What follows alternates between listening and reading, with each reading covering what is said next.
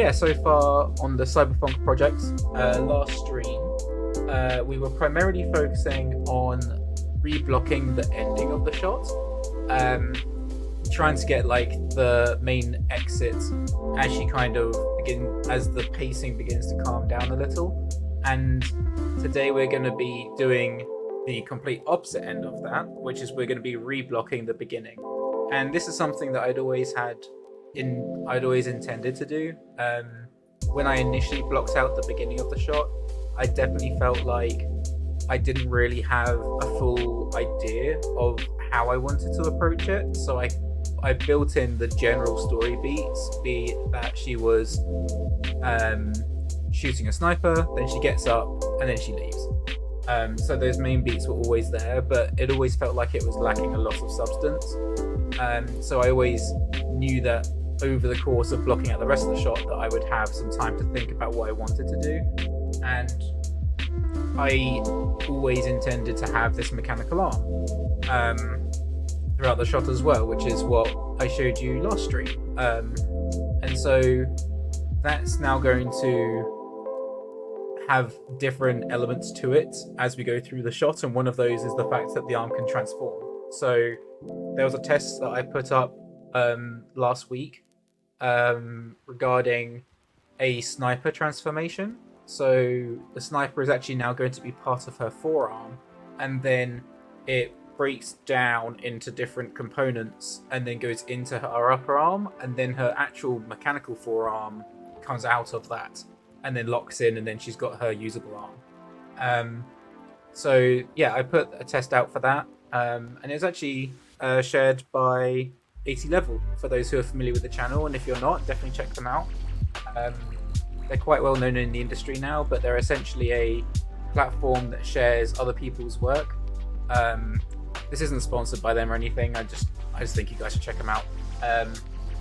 But yeah, they made an article about the progress I've been making so far, and hopefully they'll share the final thing when it's eventually complete. But yeah, what I'll do is I can show you what progress we did last stream, and then from there I'll show you what we're doing today.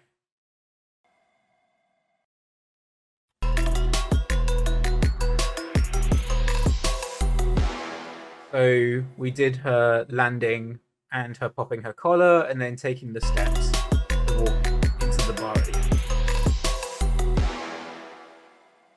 So what we're going to be doing today, like I say, is reblocking the beginning. So there's a few things that I've done in the meantime that I don't consider priorities to see on stream. But if any of these components that you're about to see are things that you are interested to learn more about how I do them, then just feel free to message in the chat, just say, hey, how did you do that thing? Or if you don't care about it, we'll just continue to block as we go. But one thing that was quite integral to how the timing was going to work for the beginning is if I play a full version of the shot from what we had last week, if I play through this, it's quite hard to tell because right now it's just a grey plane, but essentially the concept has always been that we're going to start inside a TV screen, and then we're going to pull out of it into the quote-unquote real world. So it's very much a Matrix reference, which I'll show you the reference in a moment for those who aren't familiar with it. And then it's going to pan around to the side, and we're going to reveal Major, and she's going to be firing the sniper. So this is what we had last week.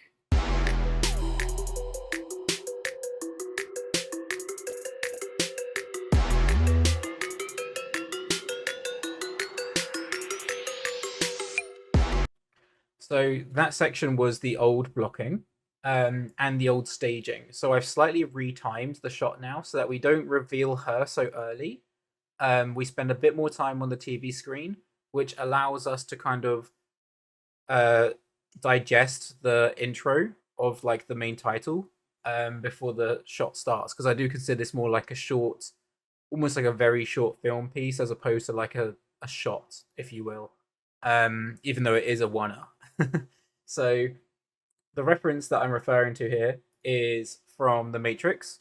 So this is actually played in reverse, but if I were to go through this as though it was the film. We're seeing the shot of Neo just about to be interrogated, and then we're zooming in, and then you can see all these like little artifacts in the TV screen. And then as we go in, it starts to warp, and then we actually end up in the shot. So my idea was that we were going to do the opposite of this, where we start off in the shot and then we come out of the TV into the main shot. So there are a few ways I wanted to approach this. I did a couple of tests for this over the week, which I was using a combination of Photoshop, Premiere, and After Effects. And there were a couple of tests I did, but this was the first test that I came up with. So this was the original title that I've always had, which is based on a font, the Ghost in the Shell font, from the original 95 movie.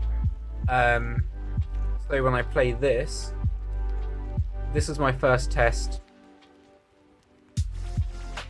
just to try and get that effect of the TV screen and the little interlacing and the artifacts.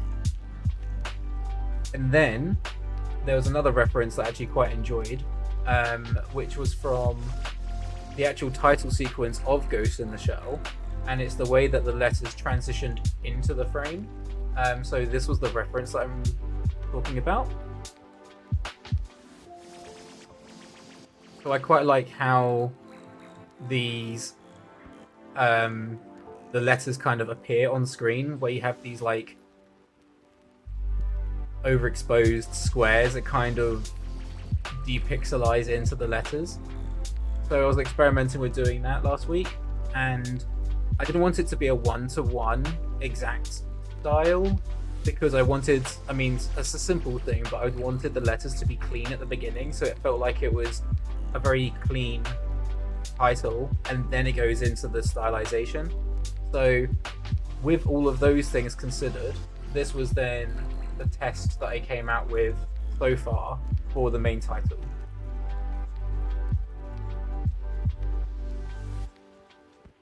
And one thing I've also done is, because music is so integral to this piece, I have actually timed when the letters transition, they're actually to the beat of the music.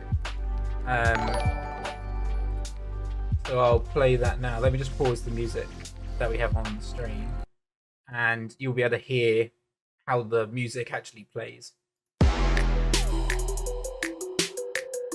So that boom boom boom boom boom boom boom boom boom boom boom boom is timed to when the letters reveal themselves.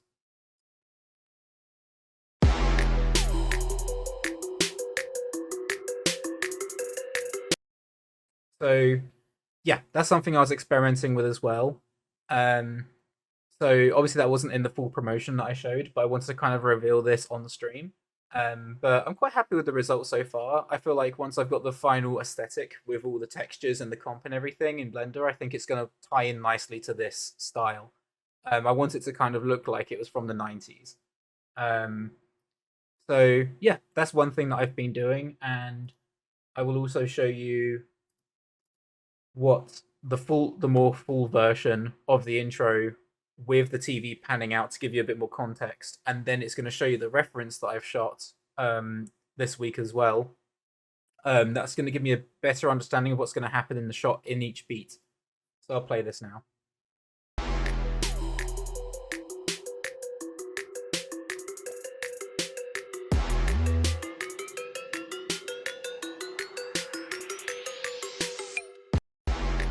So you saw the reference in the promotion, but just to give you a bit of a breakdown as to how that's actually playing out. So she starts out where she's in position, and I've just used the end of a vacuum cleaner, which had a bit of weight on the end because of the part that picks everything up. It'd give it a bit more weight, and it felt like I could use that as a point of giving a bit more compelling weight and timing regarding the sniper. So there's a beat here where my original plan when I set out to do this is, at least in my first blocking, is you never actually saw her fire the sniper. It was implied that she had shot someone, so you'd already see the aftermath with like almost like the sniper would be overheating slightly. You'd see steam coming out of the barrel, it would be glowing. But now with the timing of things, I can actually have that happen on the screen. So as this is coming around now, she's preparing to shoot, and then this little recoil she does here is going to be where she fires the sniper. So we're going to see the laser kind of like pass just behind the screen. And then this little quivery moment that's happened with the arm here is actually where the barrel is after. We're going to have a very short beat where we're going to see the steam coming out the barrel, but then quite quickly, because of the timing of the music, we're going to end up pulling, like the sniper's already going to begin to contract and start coming apart, and then he steps off the ledge, does some subtle weight shifts. It's quite, I've retimed it slightly to hit the beats, but then in here I quite like the timing of like where we clock in the sniper. So that's the final beat where the remaining main bulk of the sniper is going to slot into the forearm, which is causing the arm to recoil, and then comes out the forearm. So then the rise here, this part is where the forearm's going to then reveal out, and it's going to suspend in the air for a very short beat, and then that's going to clock in here, and then we're going to begin to exit into the pose that we currently have in the shot. So we're going to begin to block that part out today. So yeah, there are a couple of things that have happened off of stream, but I think generally it's making good progress, and I'm quite happy with this direction now. So the thing that's going to make this shot a bit technical is, even though I have those pre-existing animations I can use as a base, how the setup for that is made is a little bit, I guess, brute forced, for a lack of a better term, which I'll explain what I mean by that in a moment. So I've just hidden the screen into like a wireframe here, just so I can actually see what she's doing behind it as I begin to block this section out. I can already see that I can begin to shrink down my timeline a little bit here to around the 110 mark, because that's when we see her. She reveals herself behind the screen. And I don't actually really need the music at this point specifically, because I'm just getting the main beats blocked in. So I'm going to turn off the music, so when I scrub you won't actually hear it looping back and forth all the time. And then yeah, then it's coming around into this beat here. So there are a couple of things that I do want to reblock for sure. But the first thing I do before I do anything else is I actually do need to get the sniper set up. So I did export the animations of the sniper, which I now need to attach to this rig, and I need to there's a specific part of the setup that's going to be quite integral to make this make sense. So I'll explain that in a moment. Hey Vic, how's it going? And so the first thing let me just save this before we go any further, so we have something to build from in case it decides to crash on us. Last stream literally went like down instantly. Like we're like, okay, let's get started, press one button, boom, Maya crashed. So just in case. But one thing I do need to do is I need to attach her sniper to her arm. I also need to reveal part of the environment, which I'm gonna have to find which part it is, because it's all hidden and invisible. Well, half this stuff is at this point. Yeah, you can already see where that's starting to pause. Is that going to crash on us instantly? It's almost like a part of a tradition in the stream now, where Maya has to crash the first time as we get started, and then it's okay for the rest of the stream. But anything to do with models and geometry, yeah, my computer's not a big fan of it. I don't know why. I'm supposed to have a decent CPU. So there are a couple of elements here. I might even, if I were to just center the pivot, I should see the pivot reveal on screen, even if I'm not turning it on and off. Because I have all these pieces here, but there is an extra piece that comes around the side. Now, I actually can't remember if that's part of a different part of the environment that I need to reference in or not. That's another concern. Because it doesn't look like it seems to be here right now. I'll see if it's in any of these layers just in case. I don't think it is. What I'm going to do is, just to be sure, we have this version saved. I'm going to open up another Maya. So now, should be able to chuck that pipe piece into here. Yay, we have our piece. So I can close that now. We don't need this anymore. Save this, and we're good to get started. Right. So, next thing I need to do is I need to bring in the sniper. So the sniper animation, currently, it kind of retracts from frame 1, and obviously we're going to need to reset that, and probably retime it. But I do want to kind of keep it there as a base. There's a lot of texture I do want to add to it, and so a little bit of secondary action and how it's going to recoil and interact with the arm, like her body itself. I don't want her to just be static while this thing is recoiling in. So there's a lot of different nuances we can add in that part. But yeah, the next thing is to actually have it attached to her. And this will actually test if my workflow is even going to work to begin with. So I'm going to set a key at frame 110. And then let's reset her rig. So we're going to put her back to 0. The reason I'm doing this is because in order to attach the sniper correctly in the right position, I'm going to have to reset her rig to just bind it, just to constrain it up. So she's over here. Now what I need to do is I need to also take all these pieces of geometry which are part of her rig, and these need to be all these parts here. So this is her mech arm, which I have under a group here. So if I just isolate this, I need to take all these parts in here, and we need to key these so that they are turned off. So I'm going to find the part in my reference where, as we're going through this, there's a part where the arm's going to lock in. It's nearer the end here. So she comes in, and then around here. So this key here, I'm going to have the geometry turned off, and then it turns on into that position. So this is her actual rig. Everything before that point isn't going to be rigged. It's just going to be animated geometry.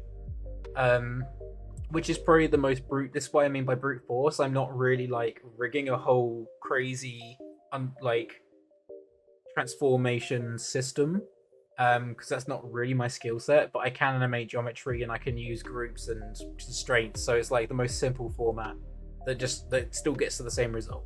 Because at the end of the day, this is actually something that came up in the 80 level article. Someone commented about it being suitable for a game engine. And they were like, oh, is this the kind of setup you did? And I was like, well, this isn't for a game engine. It's literally just going to be FBX exports where it's just geometry. So it doesn't really matter the technique I use to get to the result. So I'm just going to use the most brute force method that still works. So yeah, we're going to go to this key again. And now that all that geometry is turned off on her arm, because we didn't need that right now. But you can still see the rest of it will move around in here. Her arm will still work, or at least it should work. Oh, it's because we're in IK. You still see it still works, but we just don't have that forearm part now. So the next step is I need to import the sniper, which I have here. Sniper transformation. So I'll bring that in. And it'll most likely need scaling up.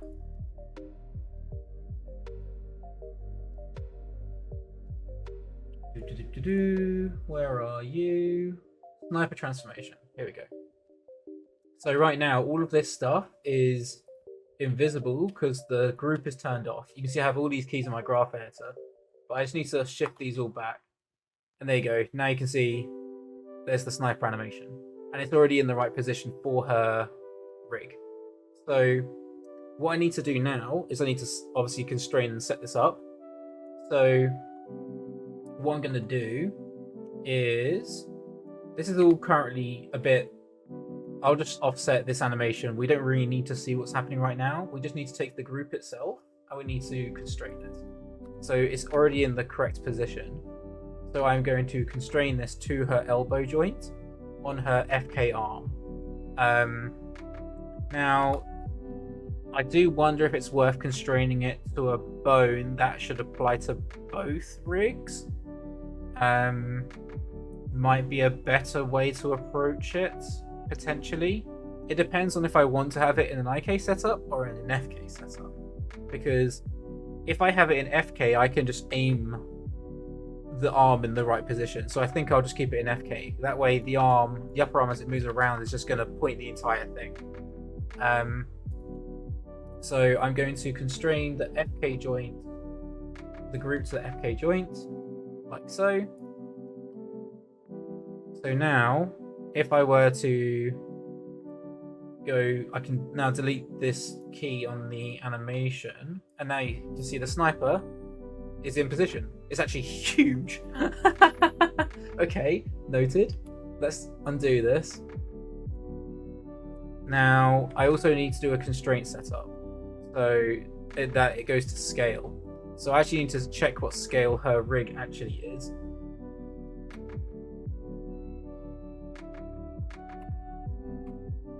Yeah, I think I'll commit to Blender, but Maya just feels right.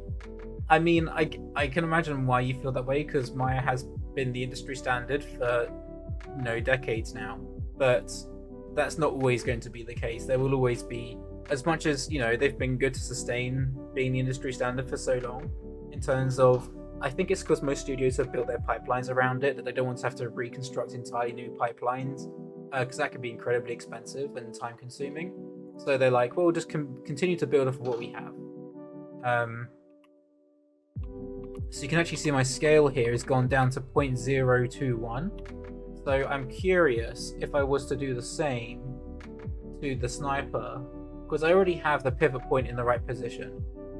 So this is actually, let me just break the connection here, because we're not keying the scale, I don't think. Or are we? Oh, we are keying the scale. Okay. So what I can do, let's just do it this way. We'll actually find the position and we'll just scale this all down.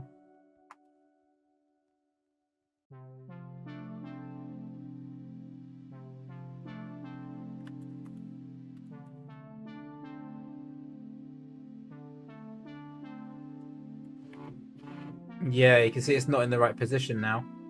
So probably the best way to do this is we will go to this key. We'll go to this frame where she's reset. We'll set her scale to the same as what it would be in the actual shot. The thing is, I was never worried about the scale of the character because we're not using any physical based rendering system. Or at least in theory we shouldn't be. We'll find out, I guess. So I wasn't too worried about that. So what I'm going to do is I'm actually going to delete this constraint now because it's most likely not going to be in the correct position.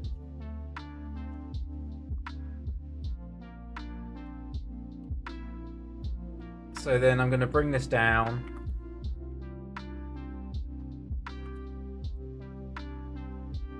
Just going to scale it into a proportion that feels good.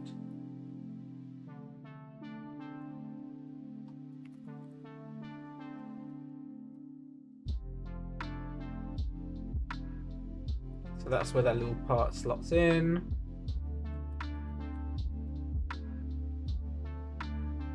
Needs to be a bit further back. I think it needs to be a little bit smaller still. Quite long. It needs to be relatively long because of the pose. That's the other factor to keep in mind.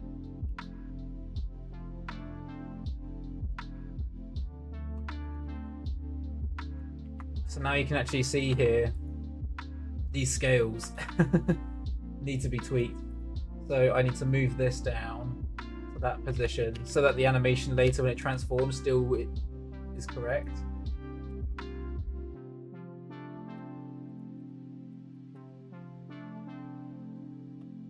But now if I go into this,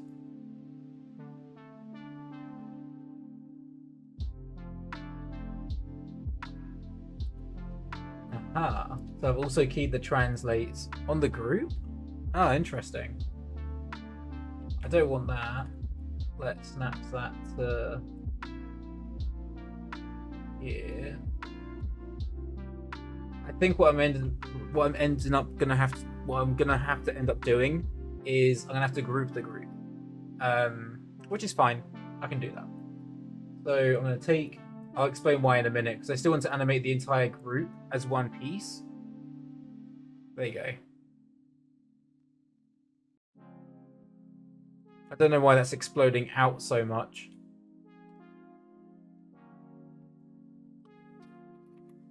So that comes in. But this needs to go this direction. Go thinner.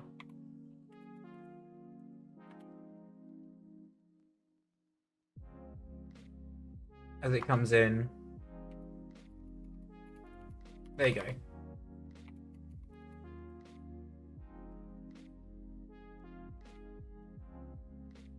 So that should work now. But now we have this position, I can constrain the group. So let's group this.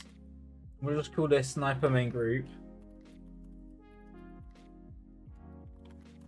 At some point I will need to clean up my outliner because it's becoming a mess. No worries, Addict. Hope you have a good one.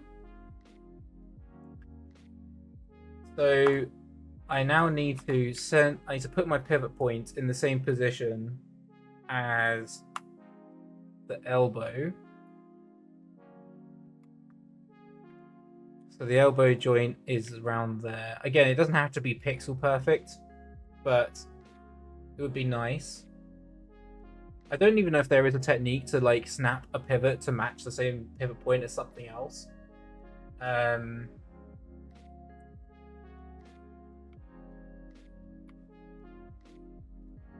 So it was around here.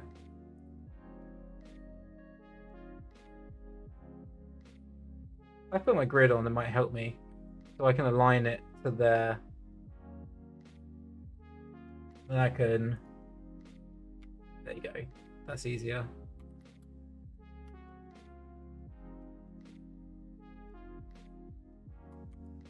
And then I'll just double check if it's centered.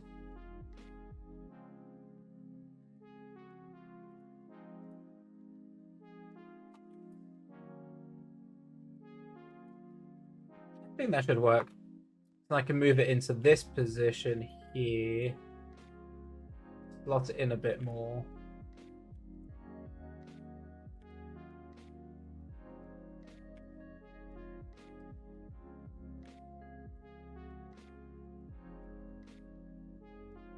Cool. So now I can constrain this. So let me just save this. So now it should be the correct scale, in theory. So I'm going to constrain that group. So now, in theory, if I save this, delete the pose on major, on the main character, now it should be the correct scale. Yeah, that's working better. For some reason it's still offset, but I can move it now because now I have this group here. I can actually animate this into position if I need to, but I am going to redo this pose anyway. So that's the next step. So I'm going to let's get our main camera to begin with. I'm gonna have to move this geometry a bit further over.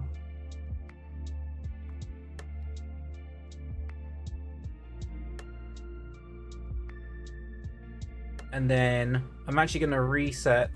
We have our main global control here, so that's all fine. But I'm gonna take all of this part here, and I'm just gonna reset.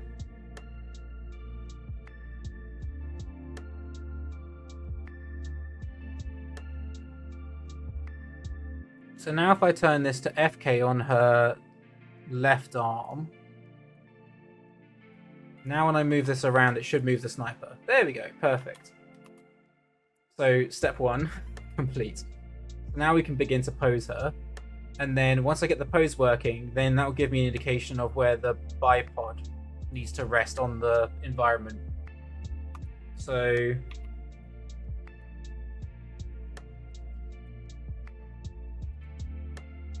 I can now, what I actually am going to do is also, I'm going to take the reference that I shot the other day, and is it this one? Where's my reference?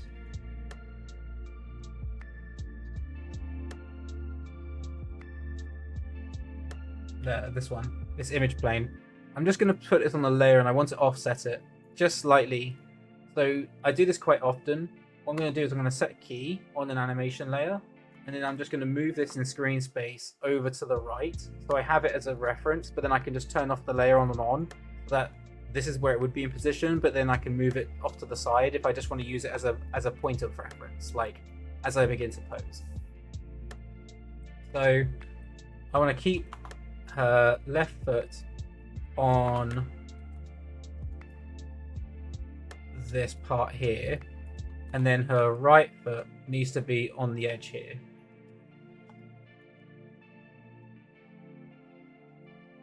I can hide the TV at this point. Just makes it clean to see.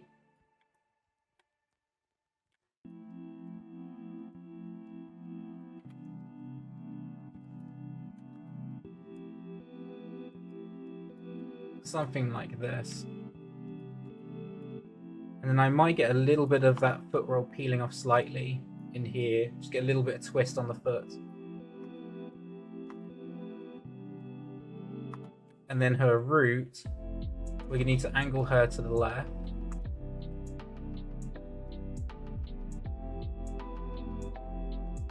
A lot of her weight is going to be over her right leg.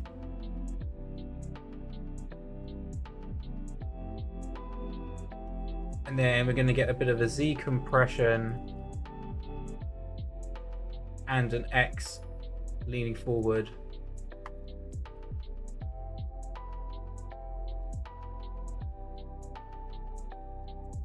And then her head's going to be coming back.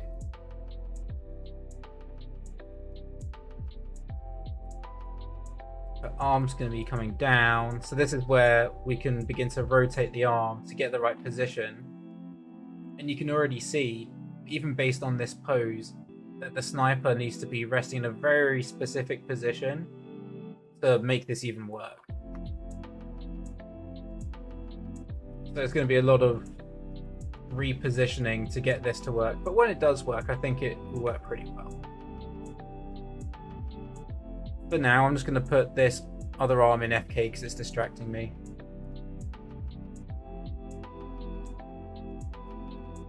I do have a system, a theory for how I can set this up though. Definitely needs to be leaning further back. And then leaning over more.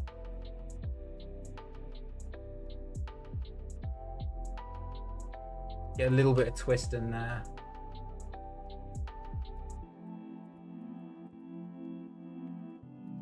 Now, I'm going to drop her shoulder.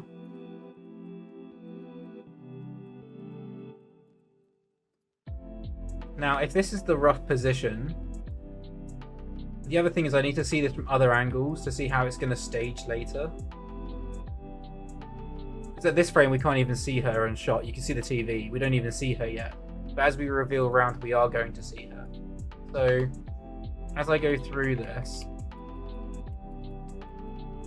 I can delete some of these keys. In fact, we can probably delete most of this now. Just until the point where she begins to jump off here. So I like that pose. So let's delete all of this. And then we have this pose here, which is cool. So as we're coming around, this pose around here is where we're going to see her. But I also have the reference. I need to see where the timing is where she shoots the gun. Because that's a really important one. So it's around here. Around 36. So I'm going to set a key here. I can see that we're completely past the TV now. So in other words, this should be our pose that we're going to frame to. So you can already see we're very flat on right now. So let's bring her a little bit further around.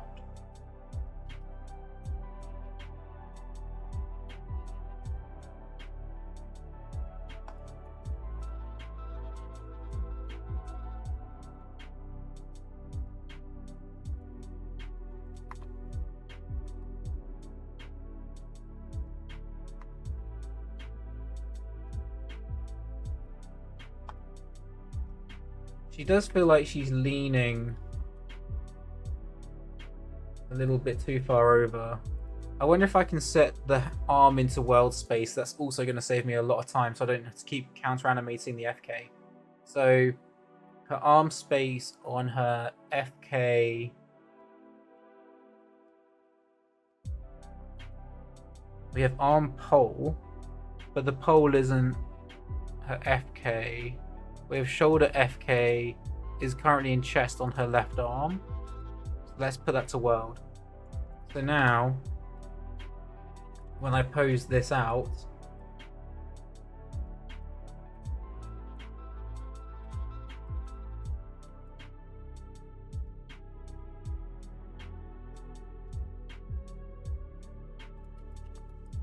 there you go, that arm stays in the same orientation.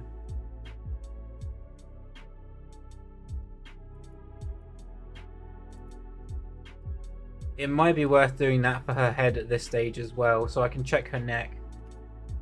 Her body space, her neck is currently in chest as well, so let's set that to world. It's more her head. I want her head to be in world space.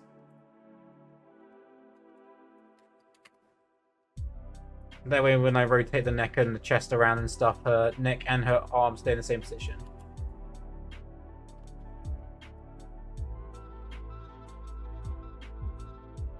And then this arm is going to come around.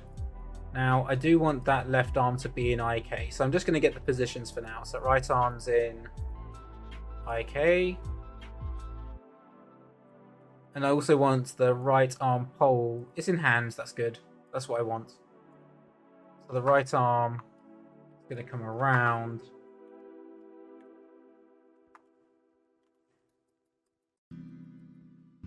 It's going to be holding onto her arm. Mechanical arm.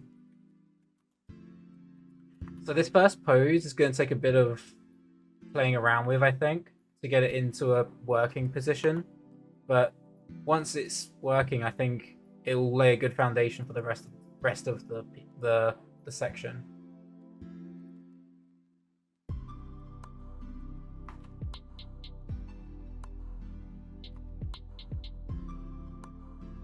Just trying to consider my silhouettes as well.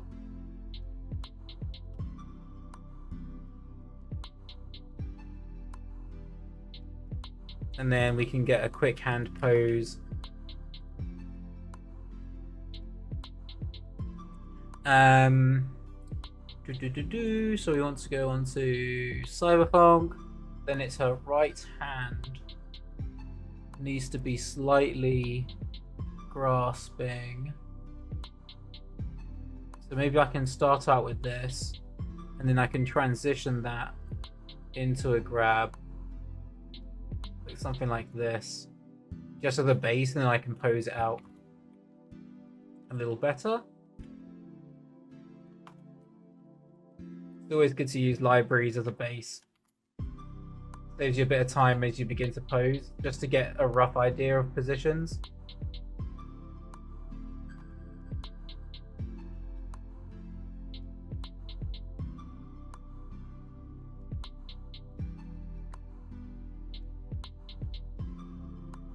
I actually had a shot like this very recently at work, where I had a character touching someone else's shoulder, and they do like a squeeze and a grip, but whilst the other character is moving.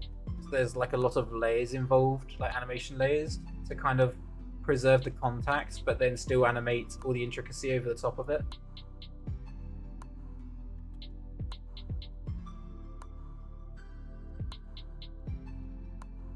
I think something like that will work for now. And then it's a case of this foot and the bipod. So this bipod, I've put the pivot point down here. So if I put this down, I can now get the bipod straight, so it's pointing toward the ground. It would be also ideal if I slightly twisted it so that the bipod was level. So I can bring this piece of geometry up.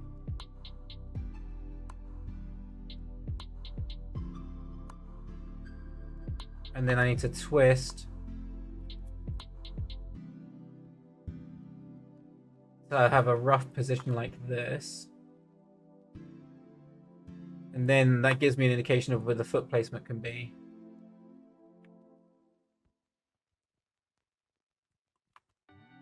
Now, do I go this direction? I think that looks cooler.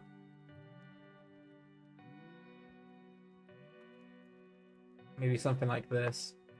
And then I can always get a little bit more of that rhythm just by bending the leg a little bit more, curving it around a bit more. There's a little bit more rhythm to the pose now.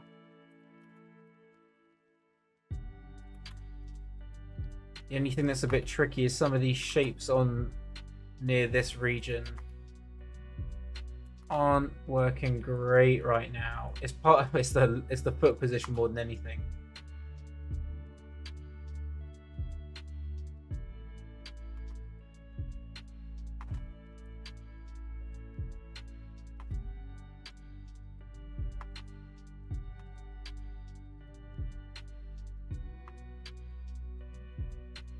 Something along these lines.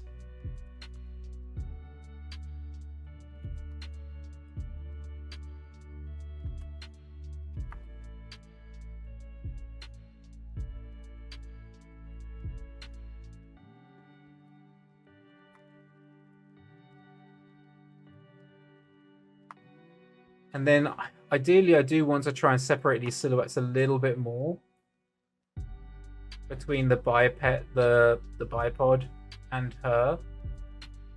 So I'm trying to find those angles. It might just be worth cheating this leg out of the way slightly, just so I can see the negative space between all those components.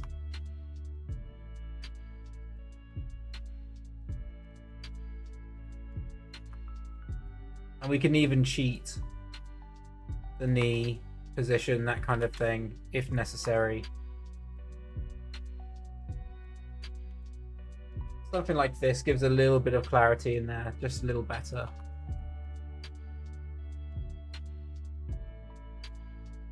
It is part of her design that she has these really chunky sleeves, but sometimes they just look a bit unappealing in terms of a design language.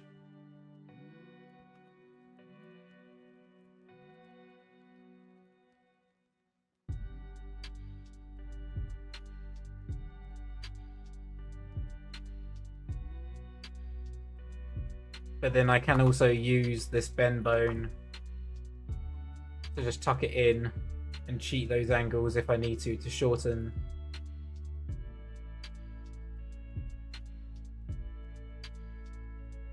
Something along these lines, just checking the hips.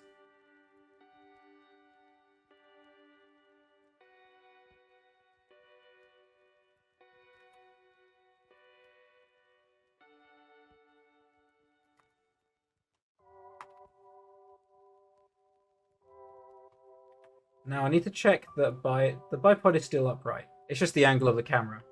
So what I'm going to do is now I need to set up the actual aim constraint. So there are two things that we need to check.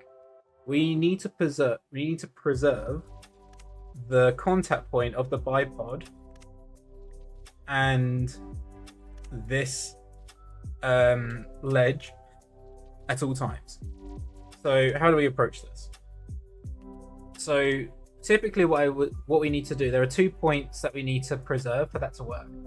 We need to always keep the sniper pointing toward this position to maintain the height of the bipod resting on the surface.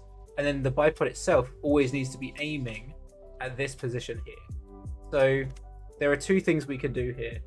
I'm going to use two locators. I don't pay for Animbot's Pro tool. I use the Eco.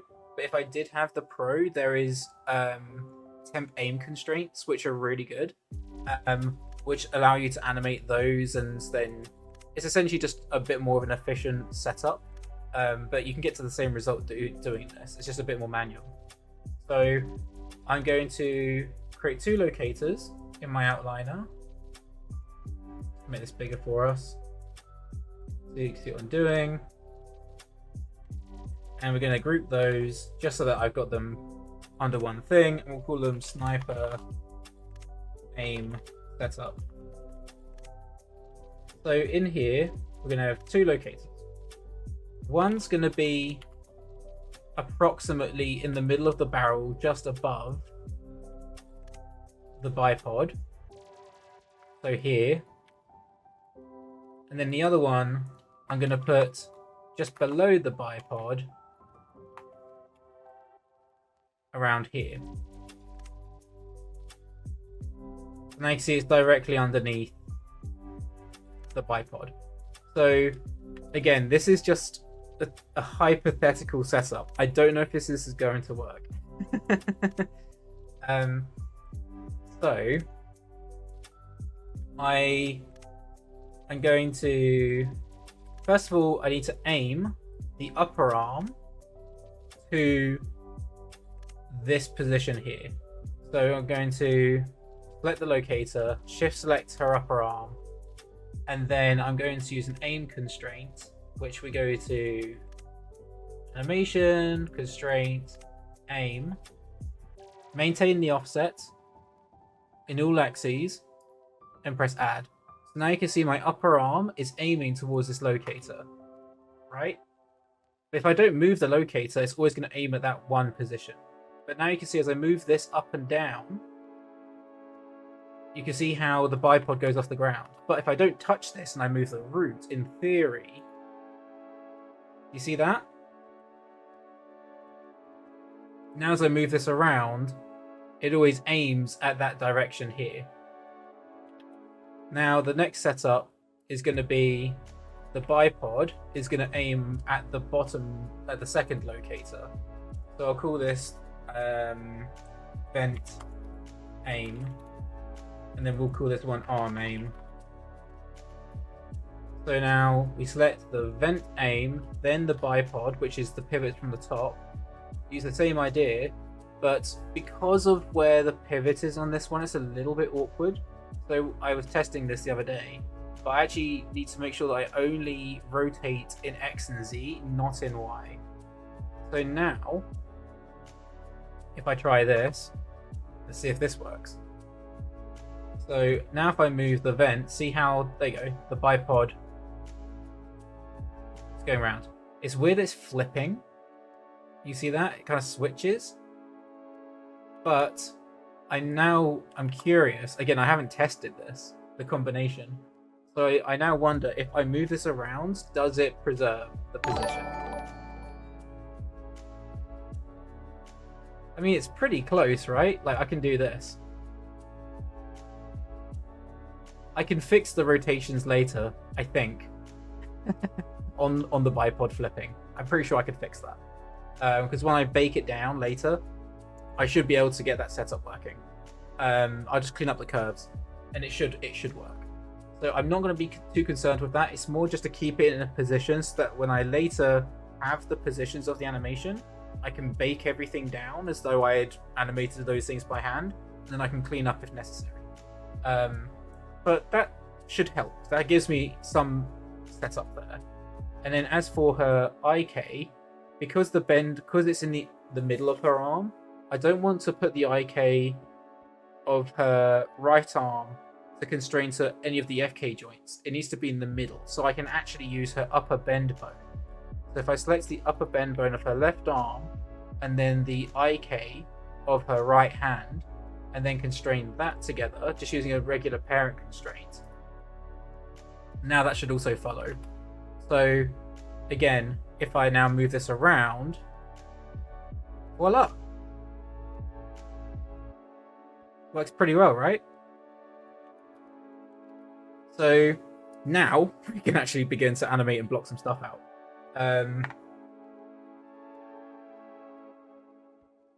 Awesome, great to see you in the chat here. Thank you so much. Yeah, welcome to the channel, and hope you'll find something insightful. We've still got a long way to go with the shot right now, but I feel like we're getting to a good spot. We're making some decent progress. So now that I have this position, this is before she shoots the gun. I'm going to make sure that this pose here, this janky pose we had earlier, I'm just going to snap that all into position. So now this is the pose that you'll first see her in. Obviously, we can tidy it up later, but I just want to get the main bulk of it working. I don't like how we keep on seeing her her right foot just below that silhouette. I can always make this thicker, to be fair. Like, I can take all these faces. It might even be worth just doing that, to be honest. Like, I can tweak this model stuff later, but it might be worth just doing some of these simple things now, just for staging purposes. Oh, I've got soft select on. Turn that off. There you go. Just so it's less distracting on her foot there. We kind of see her silhouette at the top. So now we need to block her actually firing the gun, and we've got the settle at the beginning.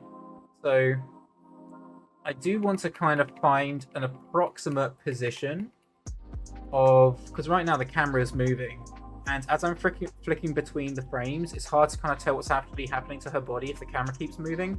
So what I typically do in these moments is, I mean, it's not moving so much that if I mute it, I just can't pose. It's quite a slow transition.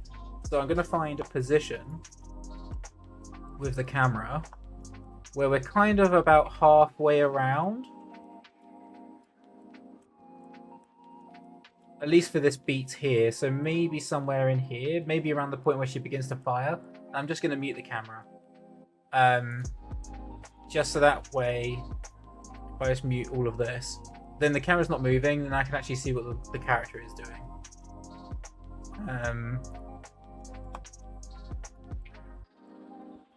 So now I have these two keys, right? And you can see there's these little moving holds in here. So this is actually quite nice details that we can begin to add already. We can begin to block this stuff in. You can actually see she's slightly shifting her weight back, and she's slightly tilting. So at the very beginning here, I can bring her root slightly more to the left, slightly further forward.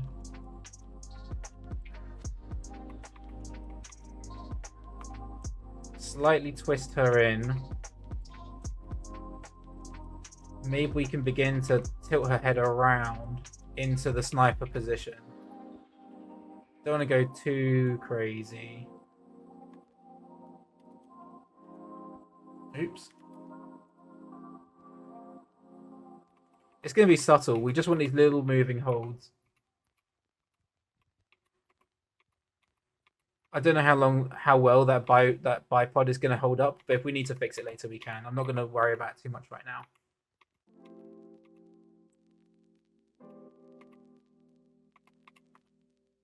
Then we had this lower arm was lowering down. Now we have a little bit of a moving hold in here.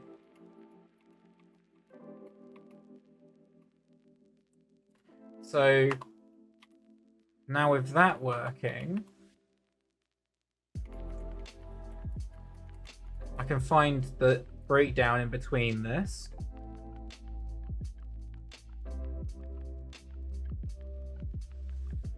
Oh, it's interesting. It's actually, that change is actually happening as we begin to shoot the gun. So I can actually take the key around here. Let's see this change. Oh, it is moving still. Yeah, it's still tightening in. We're still easing in here. It's interesting because when you frame by frame it, you don't really feel it so much.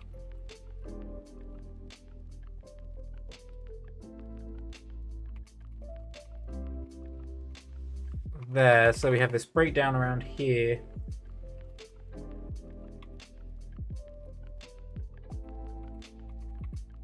Where we're coming back on the route.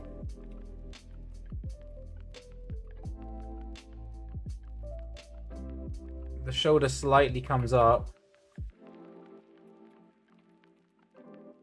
The neck comes down. Again, this is what the reference can be really useful for, is getting these little nuances.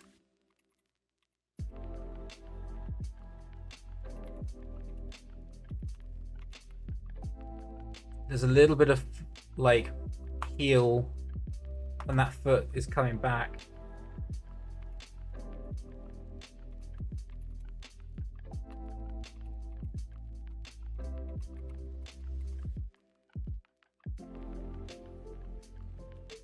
So I'm going to ease in our pose a little bit here with the root.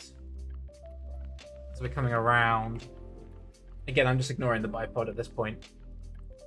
So if you see that flicking around, you'll be like, oh, you're going to fix that. There's a little bit of an up in here. And it settles back down. Don't want to go too far.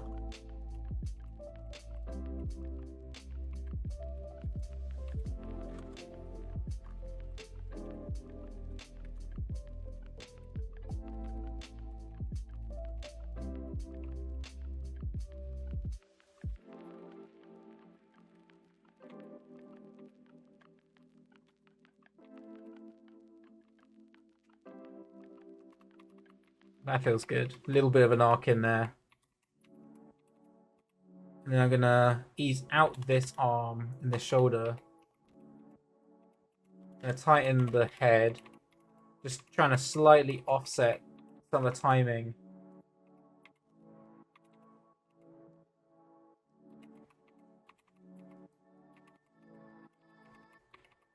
Just a little bit. And this is quite nice, having this little track in here, because it feels like she's starting to aim before she fires. She's like kind of tracking where he's going and then she's going to fire.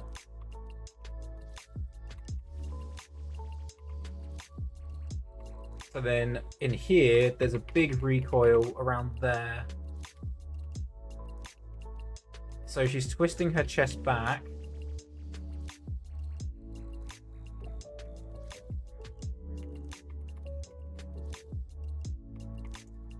We're leaning back slightly. There's probably going to be a little bit of counter in the weight. A little bit in there.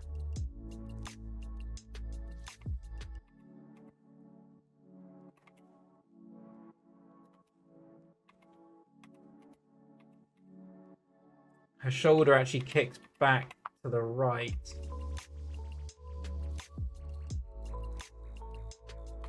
I want to see if I can get a slight translate in there so we feel it like knocking back into her arm for the shot. Yeah, something like that. You kind of see that little transition, the silhouette near her shoulder kind of like pops in.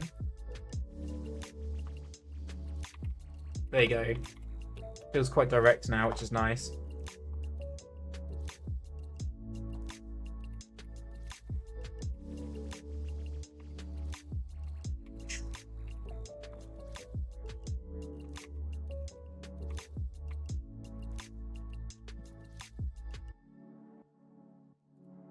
And then her upper chest twists around.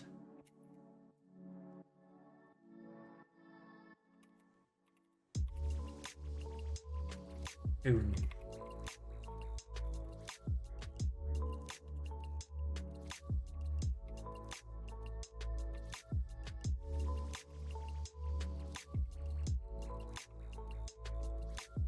and then her root continues to go back and drop.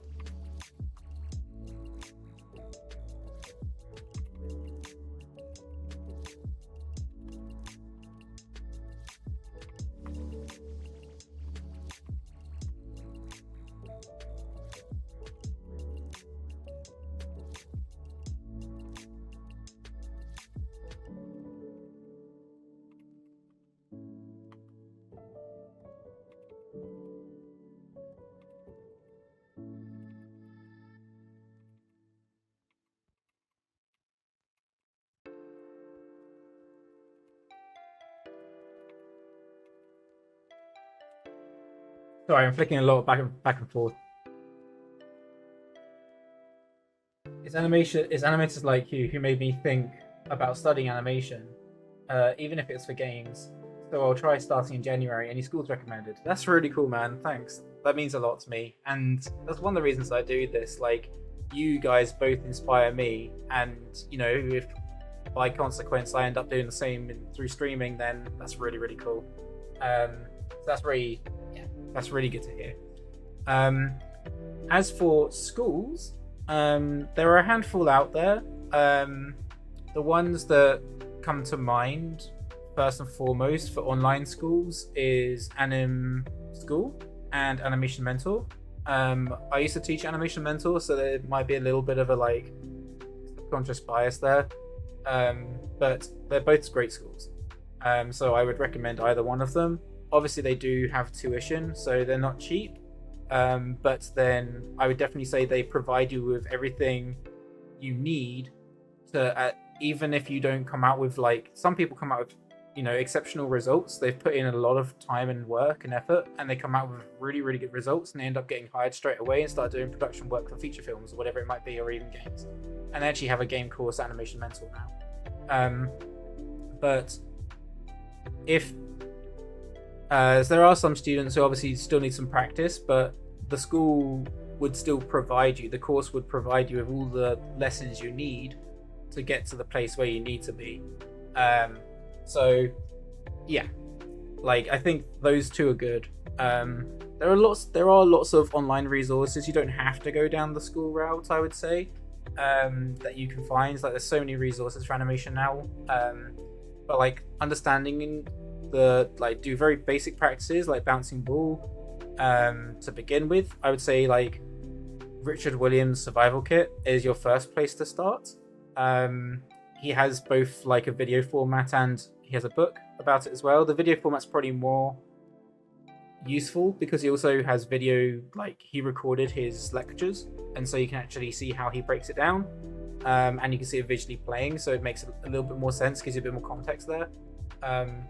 Yeah, those are the first two that come to mind. And by all means, guys, anyone in the chat who's already kind of gone through the education system for animation and they have their own take on things, if there's anything else you recommend or have thoughts on and opinions of, I would love to hear those too. Because it's also useful for me, as someone who does do coaching and mentoring and that kind of stuff, it's good for me to understand from anyone who's learning's perspective as well.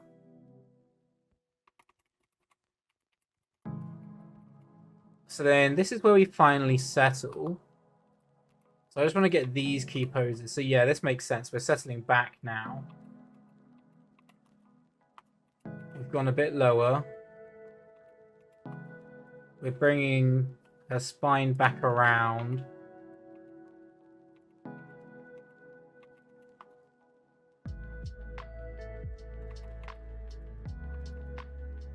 We're beginning to lean in a bit more.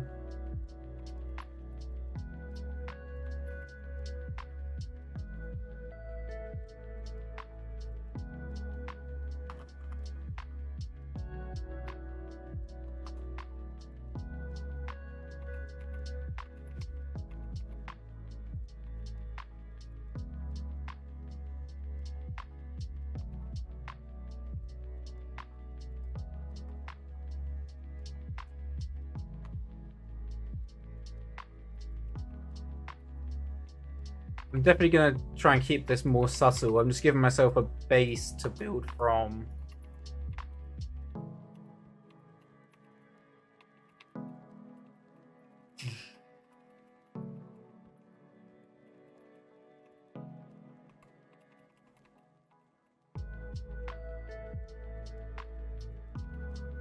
So once I know I'm like following a lot of the reference as a guide, but then this gives me a good template to then begin to understand what's happening and how to push it.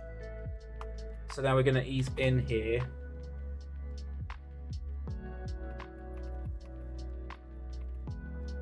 So then there's like a recoil back on the translate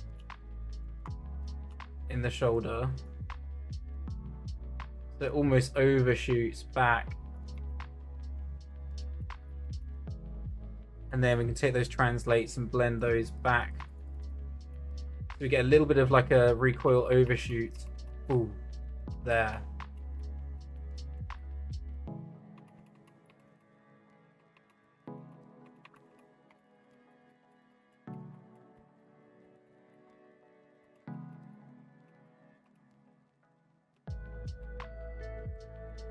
I've probably overshot a bit too much here.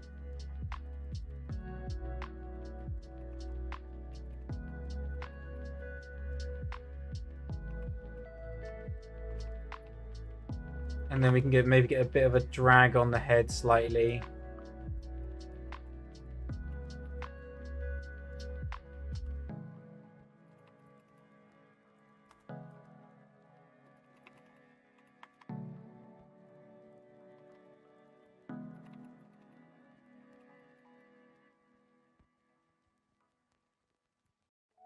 It does feel like she drops into it a bit too much.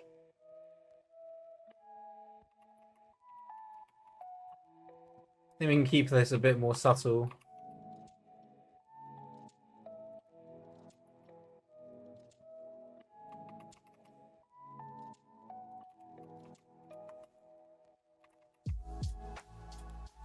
Yeah, something like this.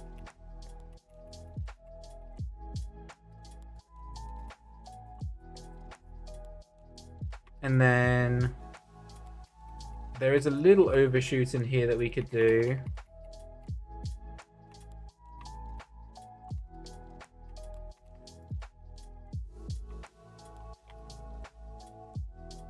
With the chest slightly in the Y, comes back round in there.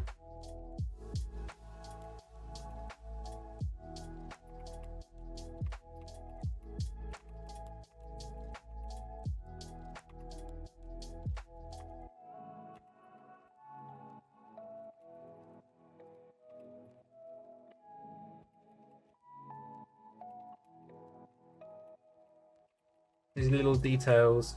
So we start off here, we settle in, we fire and resolve.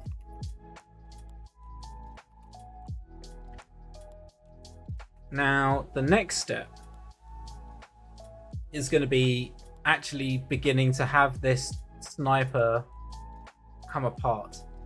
This is where it's going to get a bit tricky because I'm going to be turning on and off constraints at certain times. But also, I don't even know if the timing of the sniper is going to work for the rhythm that I've made. Because the timing I currently have was based to just a piece of the shot, like a piece of the music, which was in that test that you saw. So if I play that again, just to give you a bit of context, I'm referring to this, right? Which is what some people may have seen on socials.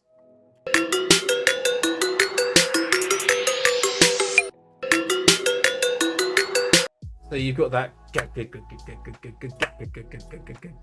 and it's on those claps is where the main beats happen. So the folding of, because I knew that the bipod folding in was going to be the point at which she initiates and comes and begins to move herself, I actually used that as one of the beats. You see that? So the main accent, that main like hi-hat, there is where the bipod comes in. And then the main, the second hit is when it retracts fully in.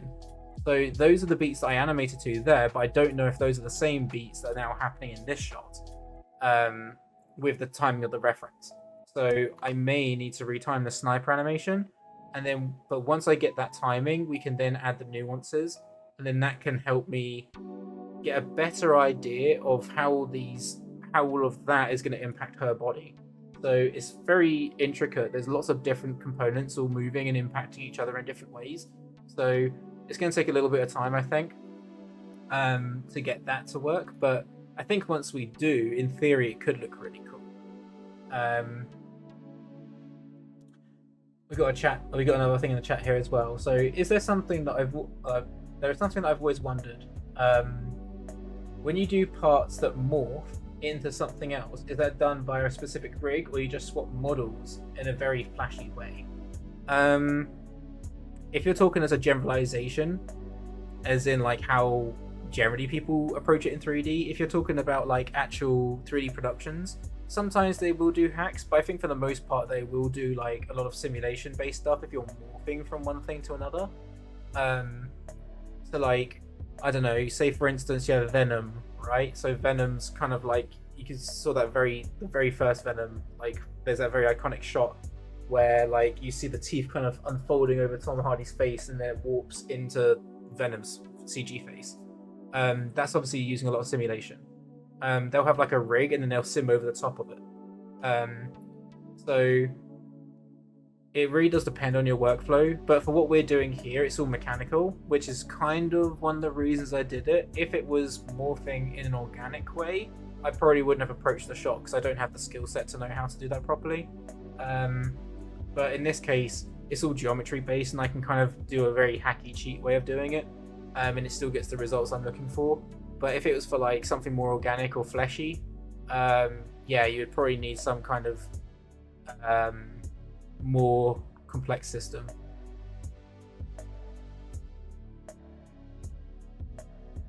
So I'm going to take the sniper animation that we have, which I think happens later at this stage. Yeah, it's this part here. So right now you can see the bipod doesn't even animate anymore. That's because it's keyed. So like it's constrained right now. So I need to find the moment where the bipod, I need to find out where the rest of the animation is gonna happen and the timing of it, and then that can indicate when the bipod comes off. So at this point, I kind of want to keep it on.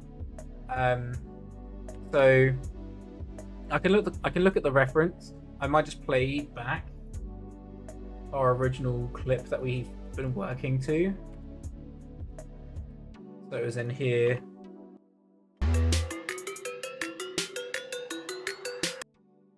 So it's up to there. It would have been helpful had I turned the actual frame numbers on. I've got the global down the bottom, so that should be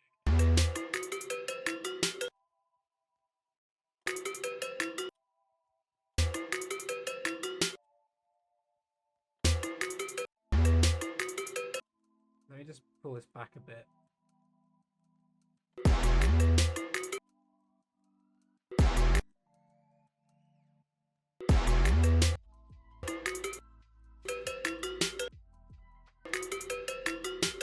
I think it's around here.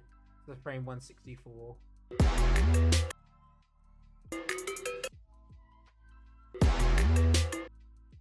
Around here. So yeah, 164.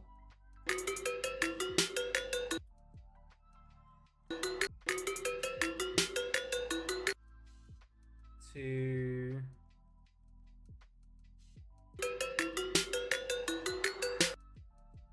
130-ish. 127. So 164 to 120. 164 227. So if I just do that, let's grab these. Sniper animation. So we have all of this.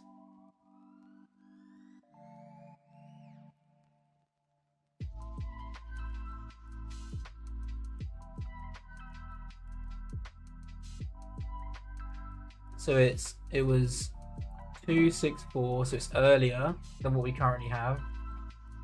The 227, which it's a bit too fast right now. So it's around here. 226. So I'm going to take all of this. I'm going to stretch it out. And then I'm just going to snap it. Just to give us something to work with timing wise.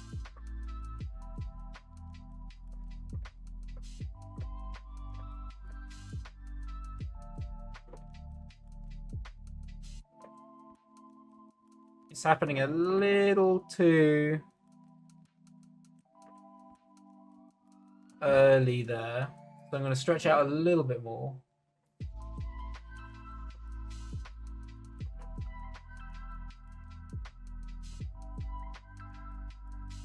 Yeah, that feels better.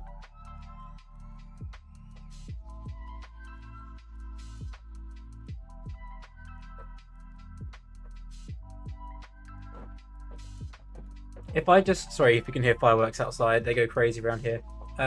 If I just put our music back on, I want to see how that plays with what we have so far.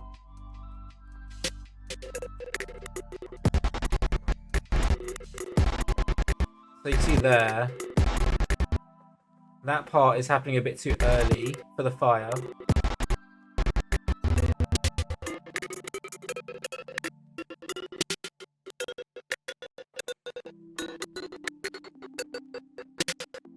I think the timing of the actual gun is feeling pretty good. Yeah, it feels pretty good in terms of the timing. The bum bum bum bum, like you feel the little parts kind of hitting on those beats still.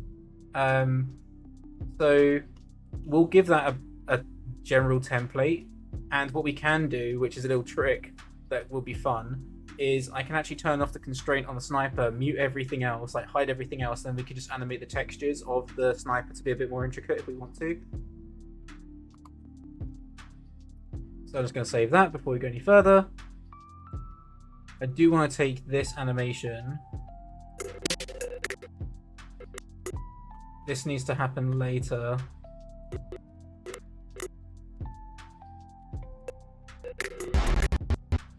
Where does it happen? There, 140. So it's only a few frames too early. It's 4 frames too early. There you go. And then this is when it all starts coming apart. So this is when there's a specific beat in here. There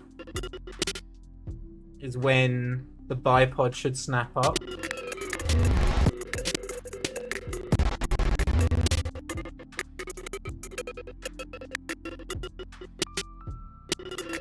I do wonder if I make it a little bit earlier.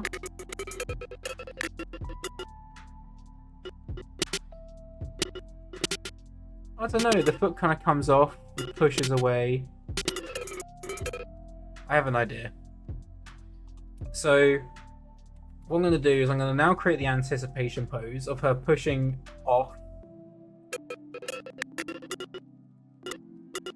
Because that accent there is when she's going to push away and the bipod's going to flap up. So around here, I'm going to create an anticipation pose. Now to get the anticipation pose properly, I can create our key pose. So, which is going to be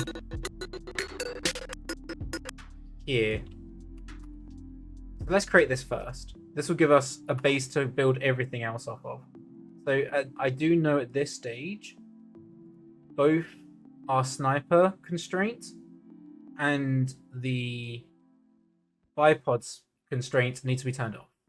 So I can find those pieces. So it was the upper arm here.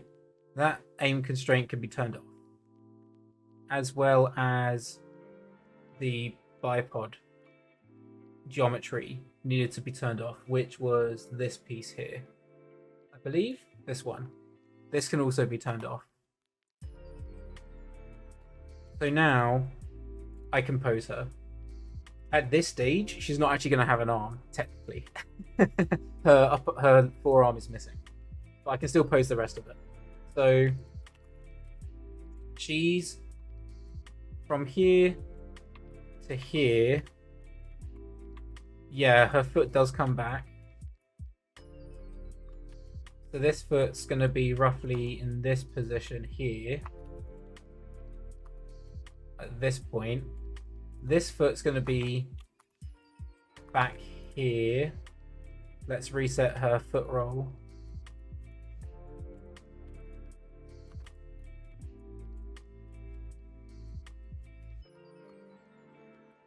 Roughly in this position. Then she can move up. So let's reset her whole spine.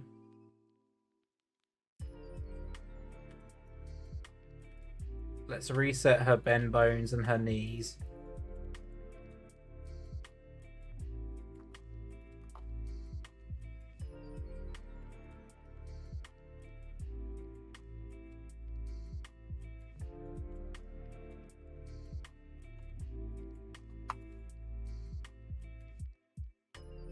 So she's going to be facing slightly to the right. She's standing up. So at this point, I'm probably actually better off unmuting the camera because it's going to slightly indicate the angle differently at this stage because quite a lot of time has passed. So I'm just going to save this, and then I will unmute the camera, and then let's mute it again in this new position. So at this stage, this is the angle that we're actually now animating to. Now I do want to push her line of action here. Get a bit more twist in the body, arch her spine, tilt back.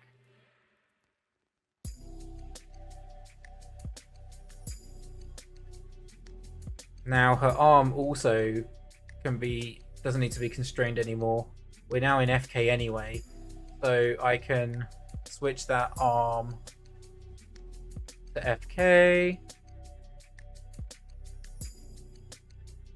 Let's reset her shoulders.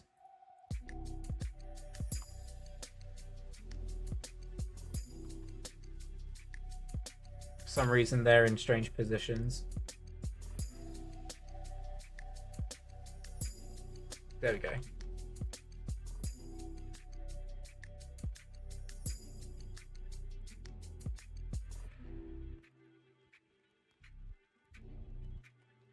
Let's put this hand into a fist pose.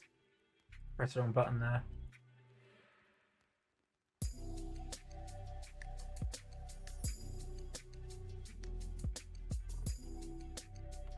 Check what the neck is doing, because it's definitely broken.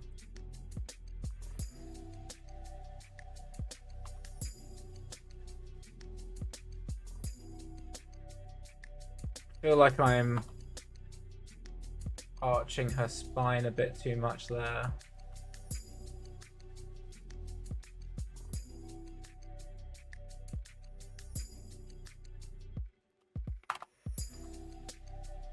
Something about this neck that's not feeling right. There we go.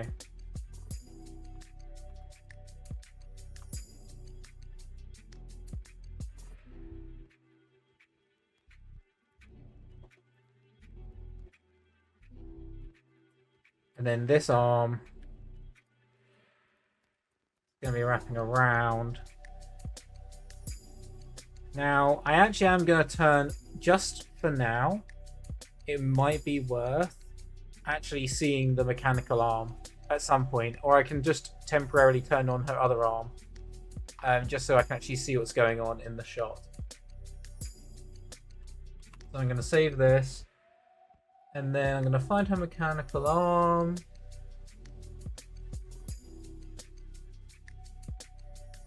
It'll be in here. So this stuff in here. Just temporarily. I'm going to turn this on. Just so I can actually see what her arm is doing. Just for the pose.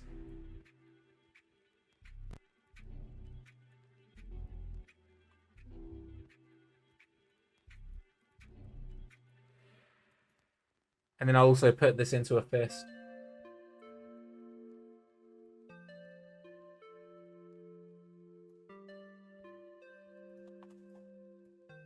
I quite like seeing just a bit of the side of her face though, and just seeing the hair. I think that's kind of cool.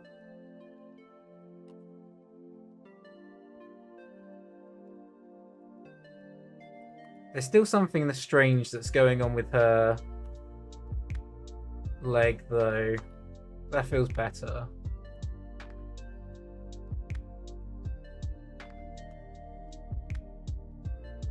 Something like this gives us a bit more of that balance.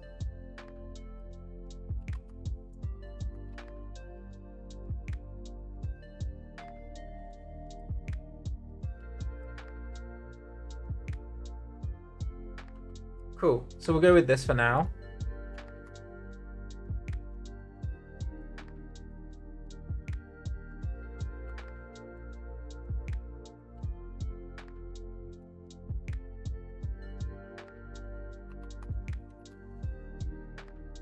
And then I will... What's the next thing? So now that I have this pose, I can now create her anticipation. I don't need the forearm anymore, so I can turn this stuff back off.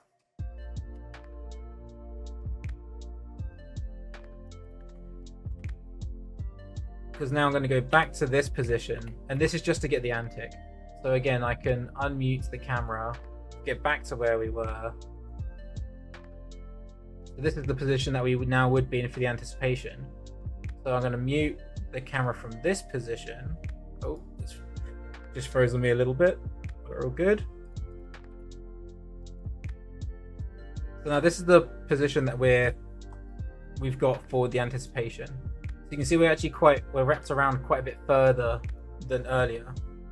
So that's going to give us actually quite a lot of tweaks as we go through this.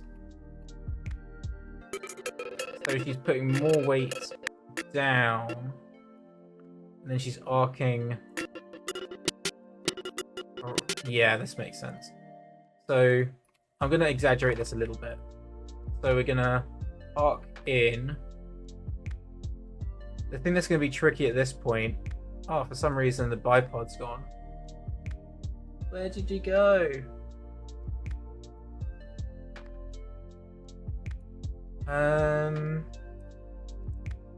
Here we are. That is the bipod. And aim on. There you go. That's what I was looking for. We still want it on at this stage.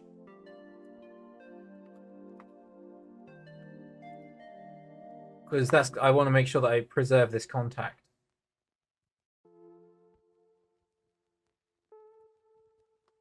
And then we're going to lean back.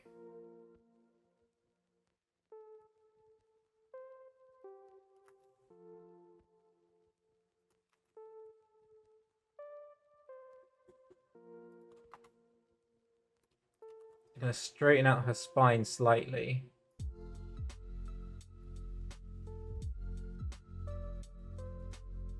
She still does have the contact on her hand in the reference.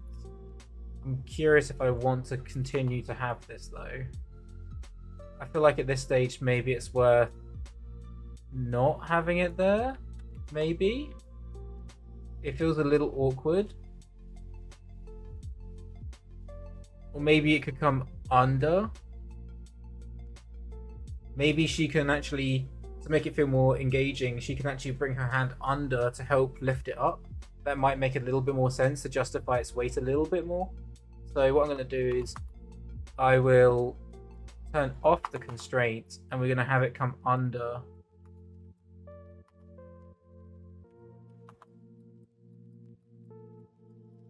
In this position, which definitely means the chest needs to remain this way. The elbow will come under.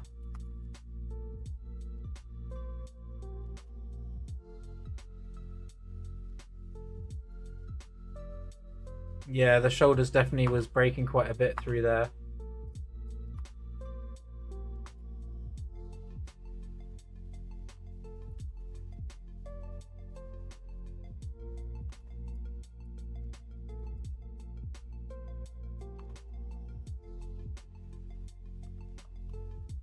I don't want to cheat it too much if I can help it.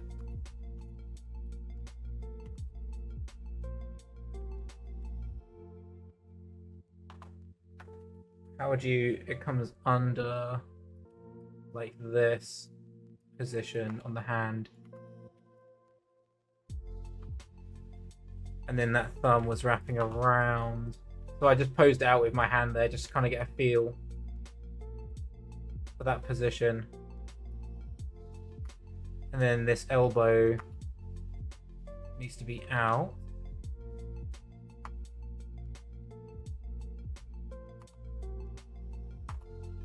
here. I can probably animate the collar and shoot the collar later if I need to.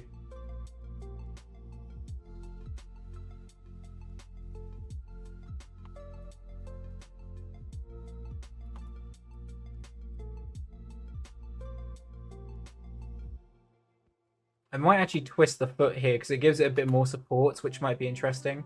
So I can pivot her foot around like this. That feels kind of graphic as well. I quite like this.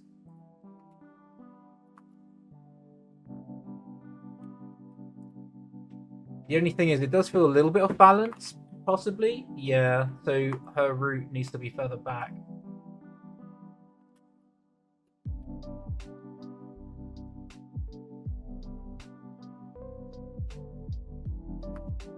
Something like this. That feels good. The only thing I'm now concerned with, however, is the bipod.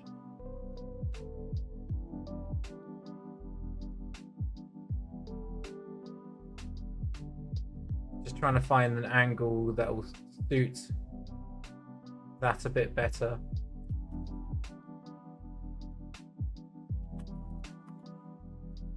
There you go. Something like this. That feels good.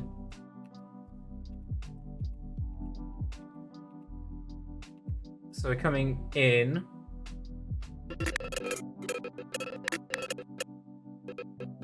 So around here, everything at this stage, the pose is near enough the same. Then we're going to begin to ease in. And what I mean is we're going to be moving within this pose when we're adding all these textures on the sniper.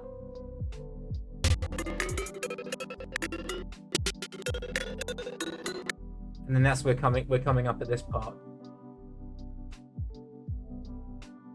So I'm going to unmute the camera. I know it's a lot of back and forth. It's because the camera's moving so much during the transition. We just have to keep updating it. But it is important. So we unmute the camera. I think at this point I'm going to lock the camera, but I'm going to keep it moving. Just at this point, I think I have a base for most of it, just to get the main block working. Let's see how that actually looks right now.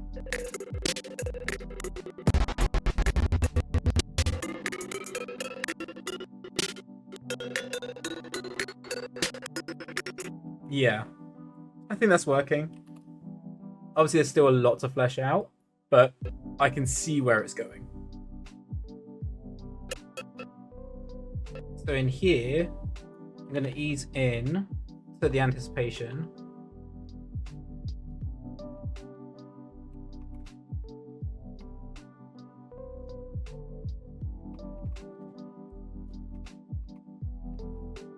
And then, do I twist the foot first or after is the question. Because that's where our support is right now. I think we can ease it in. Maybe it's just a bit tighter. So this, we already snap in. And then the weight comes over. And then during the transition, I might actually have this hand remain where it was. And then have the beat of the hand later. So in other words, the hand right now is on the shoulder. Now, I don't want it to be coming off while everything is moving at the same time. So what I can do is hold it there for longer. Then when she slows down, then the hand comes off so that you read the beat clearer. Otherwise, you may lose the hand, like transitioning.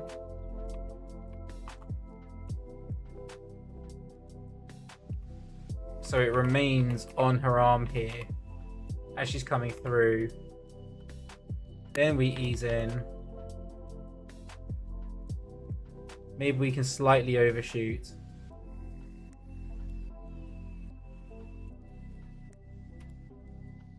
And then this is where the hand is transitioning under.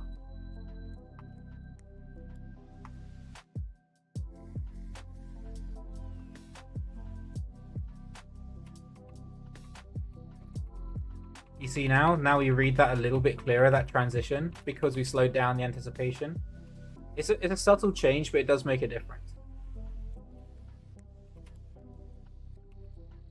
And then I can get a little bit of nuance in the head there. And then this is when she's going to pull up.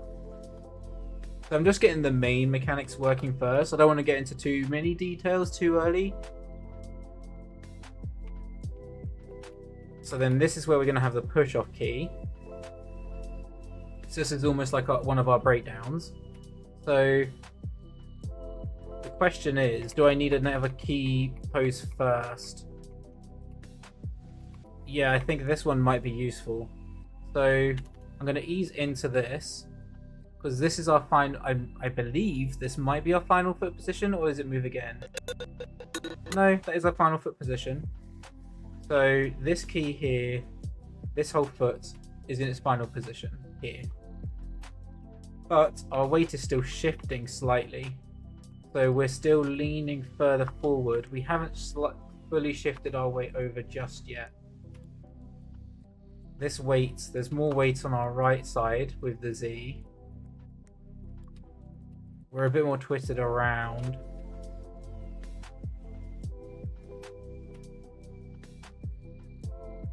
This foot is in transition.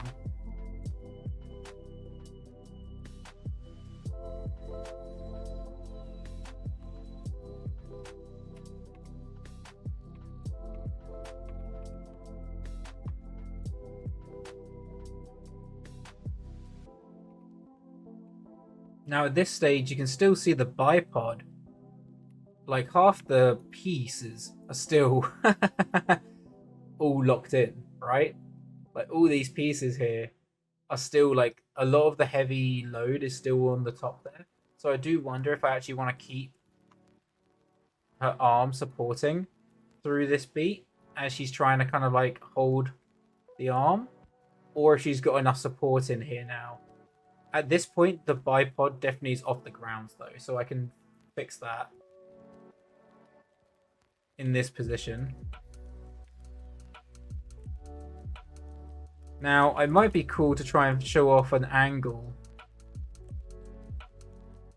of this as well, where you kind of read a bit more of the components.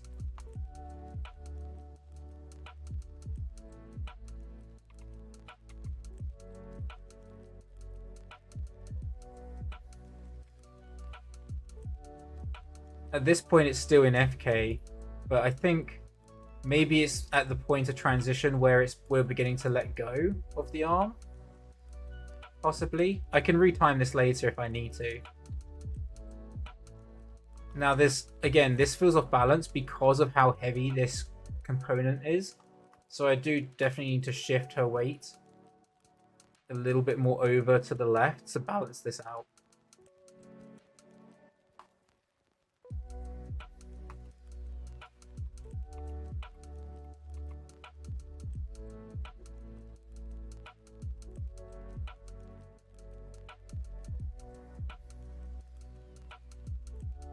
And then let's ease out the hand so it's not in the grip pose just yet.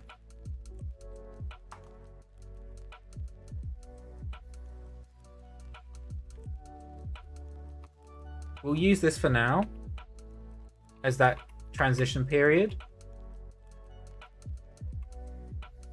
And then we can create a breakdown at least. So around here, quite early on, is our push-off pose. So I'm gonna, instead of easing out of this, I'm actually already gonna ease in slightly. But both feet are still in their original positions.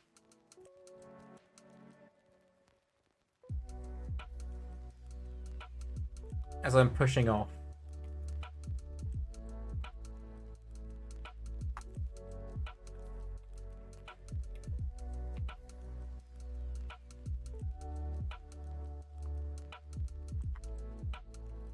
So I want to push away with her spine mostly. So we're actually going to straighten out and reset a lot of this. Still get a bit of the weight more on the left.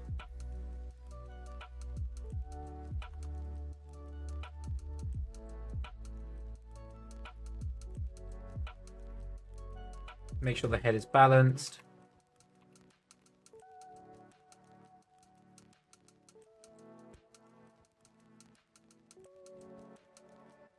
Now, forearm should still be straight here as we pull. Bipod definitely is folded away. This arm also needs to still be maintained underneath. Now it's technically still in IK at this point, so I should probably make sure that that's in IK, so that right arm should be here, because it hasn't let go just yet. So technically it'll be somewhere around here.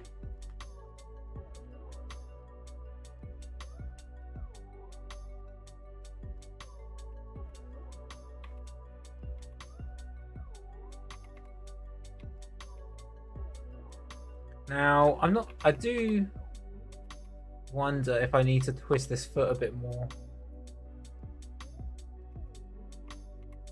And then the hip needs to be a little bit leveled out. I just want to really feel that force line going through the body as she pushes. So we feel that straight as she's pulling the sniper upwards.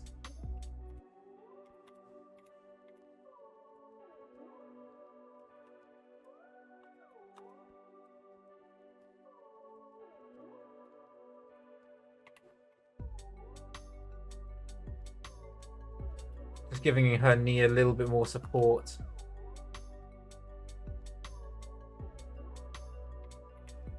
Something like this in the breakdown.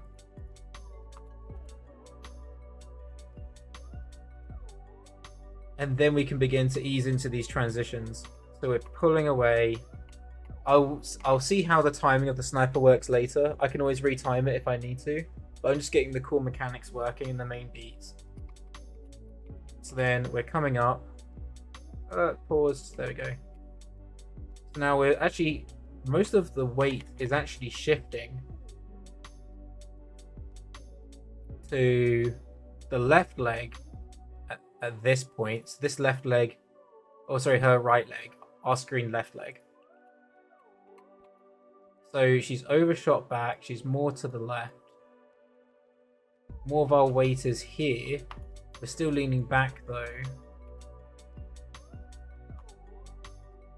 So now this foot is coming off the ground. We're beginning to ease in.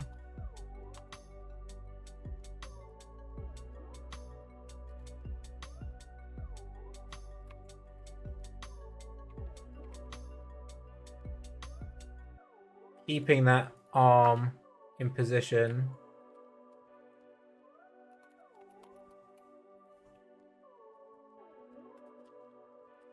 I could constrain at this point, but I am choosing not to right now.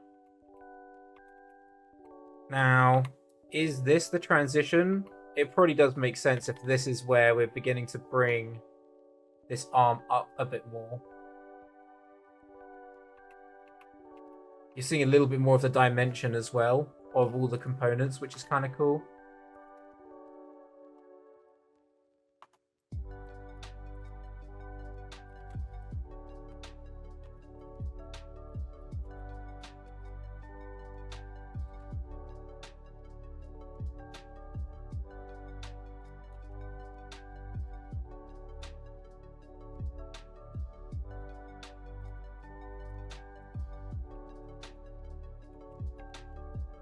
See that weight shift now? I'm wondering if this position on the foot, it's more the bank of the foot needs to be twisted more. Like this. There's something about this that still feels a little off, but I think it is mostly the foot angle. It just feels like it's cranked a bit too far. That already feels a little bit more balanced.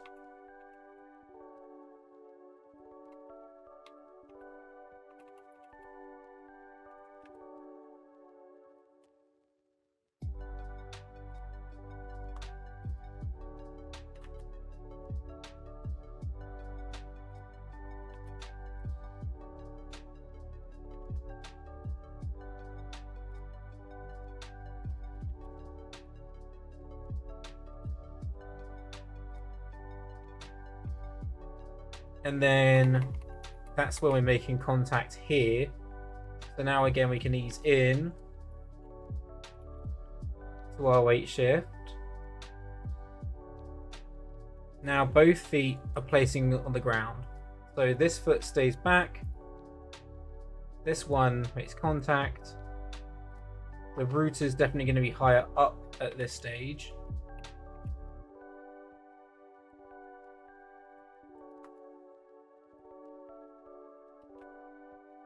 There is a little bit of crossover between the feet.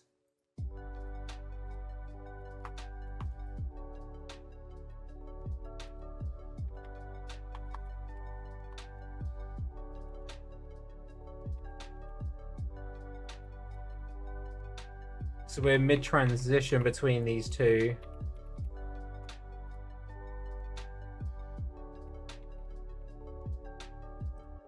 Trying to find where those angles don't feel so awkward.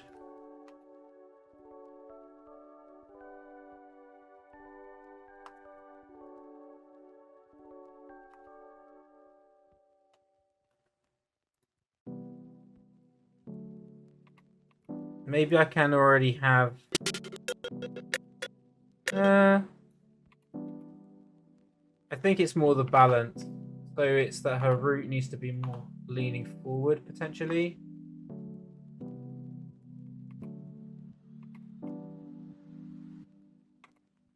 And then this arm can be easing out.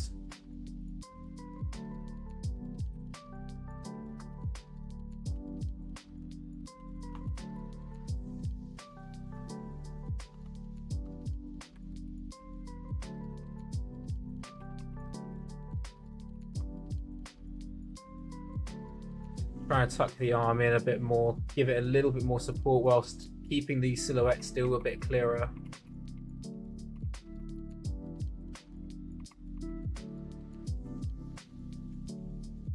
I think it's the twist of the chest as well.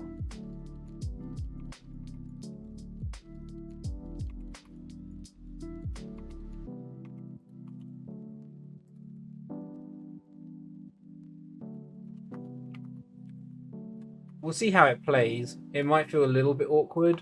I am a little concerned about that, but we'll see how it feels.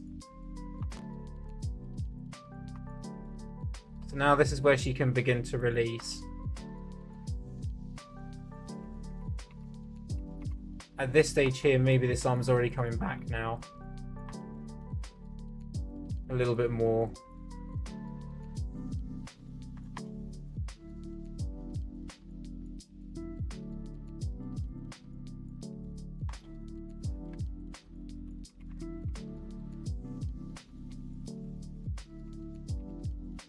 Because I do want it to be quite quick. I don't want her to spend all this time in these like not as strong poses, I suppose. They're kind of breakdowns at this point.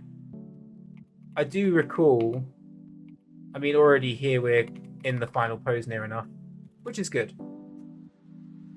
So we can begin to hit this final key. So this back leg here is definitely planted. We can get a little bit of an arc in there.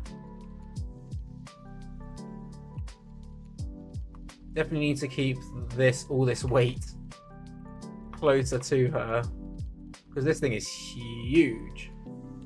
Look at this thing, it's massive.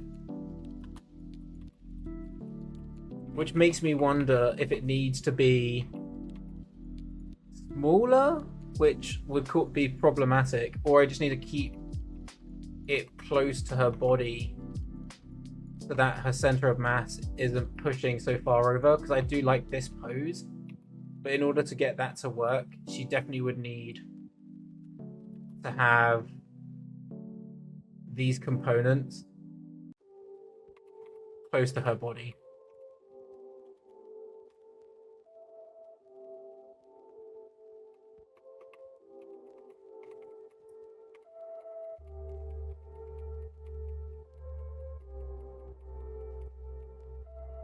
You can see them unfolding though, which is cool.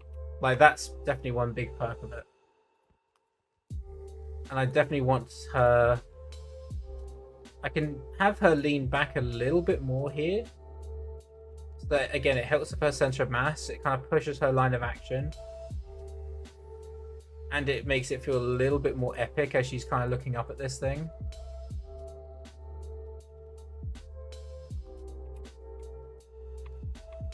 just means I need to consider all this weight as she's leaning back.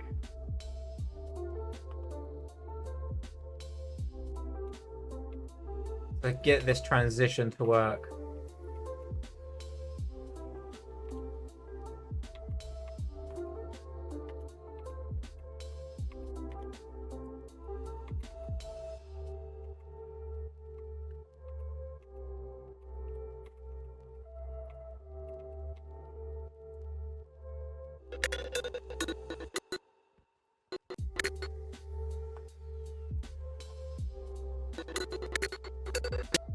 And there's like a more of an anticipation here.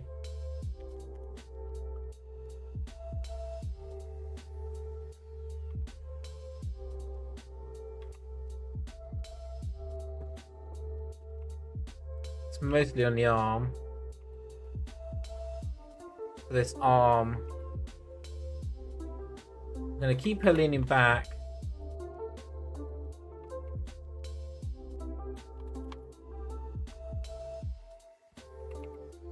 And then this arm, bring the shoulder up slightly. Keep this upright.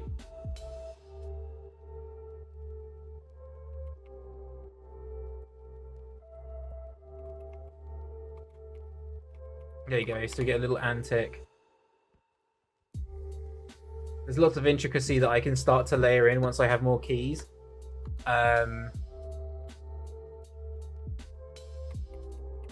There's a little down in here. I've added these little textures in my reference, but obviously I didn't know the full context of what's going to be happening with all these components. So I kind of kept that vague, but to give me maybe some inspiration for how it's going to impact the body. So I'll take a deeper look at what's happening in the reference just to see what happens to my body as I move my arm in that way. But I just want to get these main beats in here. And then that's when it hits down. There's an overshoot here. So we're going to ease in.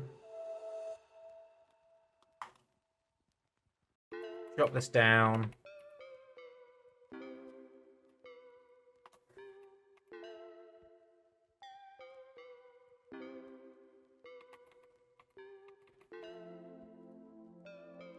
And then there's going to be an overshoot on the arm and the shoulder.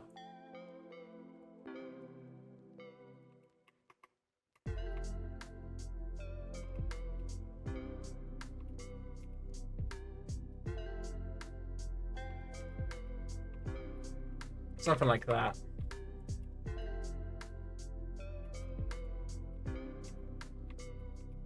Right now, all of the overshoots are happening at the same time, but yeah, we can offset those things as we get more in betweens later. Cool. Before I do the reveal of the hands coming out, I definitely just want to play this back and see how this feels, because you know I'm doing this all off of. Like, there's some level of planning, but there's also some level of intuition, and I just don't know how it's playing right now. So probably best I check.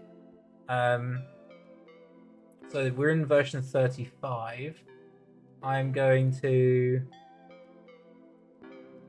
make sure.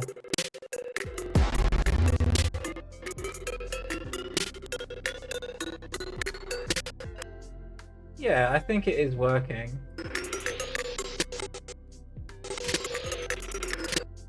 So I'm going to, just thinking, let's turn off the locators. We don't need those anymore, I don't think. And then I'll Playblast this, and then we'll see how it looks when we play it back. It felt right when I scrubbed, but you just never know. CYBERPHONK Playblasts version 34.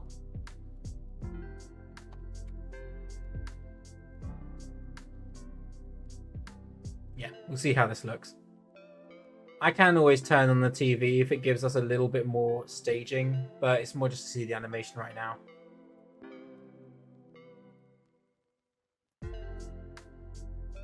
Have you guys ever had shots like this where you've had to use like quite intricate aim constraint setups or parent constraint setups to kind of preserve something, be it like a contact with something else, or like preserve the relationship between two different components. You ever had to do something like that?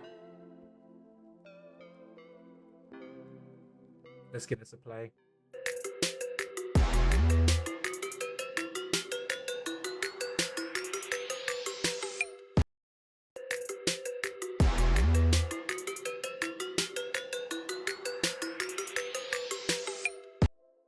There is part of me that feels like the transition of the sniper moving needs to happen earlier, or like over a longer period of time. You struggle with constraint every so often, so you just eyeball the contacts. I'm in pain. I feel that. Like sometimes it can be overbearing, or it just doesn't work the way you intended it to. So sometimes it is easier just to do it by eye. But there are definite ways of working smarter rather than harder. And you know, I guess it just takes trying things and practicing just to see how it works. But I had a similar setup. Like I already mentioned about the hand, but I also had another shot like a year ago with someone using a bow, and I wanted to preserve the relationship of where the bow, as you draw a bow back, you want the arrow to remain resting on your hand, but you also want, as you're pulling it, the end of the arrow to remain in your fingers, and you've got the string. So as you pull, you can still move your hand around like this, but then the bow would still remain here. So it's kind of like if I have this resting here, similar setup to what we just did.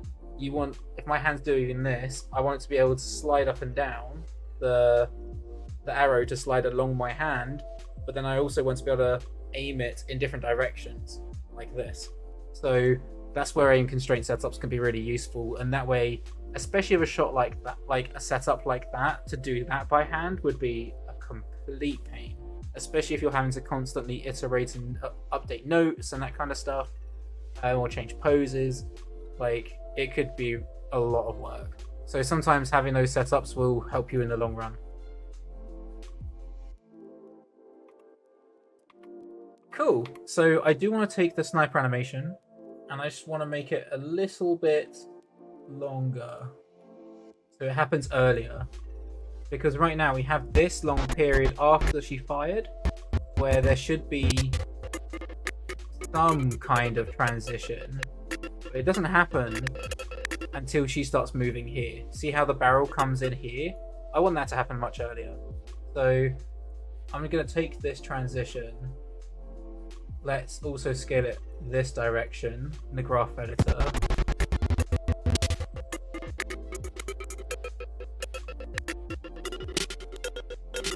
The only thing with that part now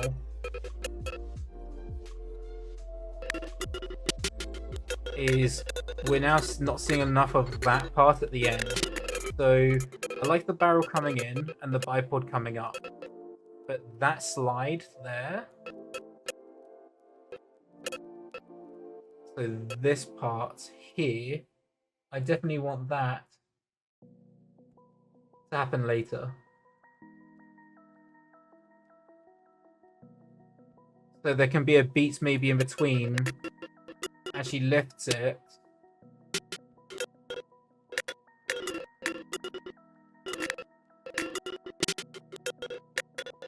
In here, where this stuff becomes, there you go. This can be a bit faster here.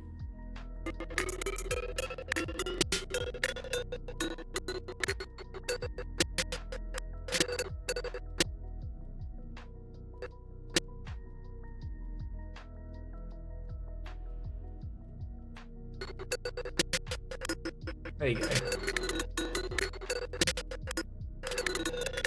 That makes sense. Just for those beats, it just reads clearer. The bipod definitely needs to come up later though. So that transition there to there, that key needs to happen later. Around here,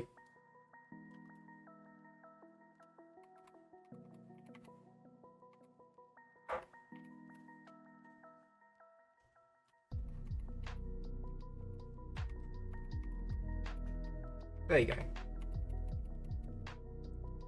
So if I just replay blast this, hopefully we'll see those beats just read a bit clearer now. Because there was just too long a pause where we didn't really see anything change.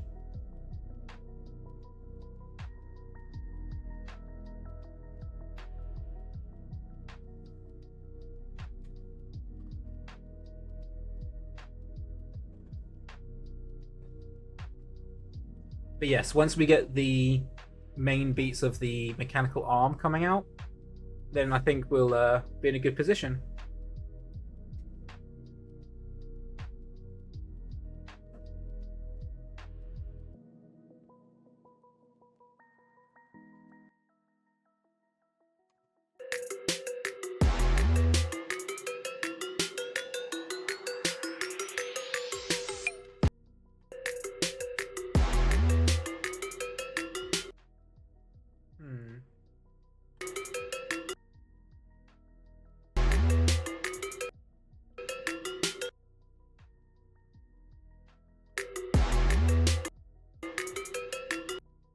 I do wonder if I can do. I don't want not every action has to be to the music, because sometimes those beats don't have to be related to the animation. It could just be related to the environment or some other factor, some other component of the environment.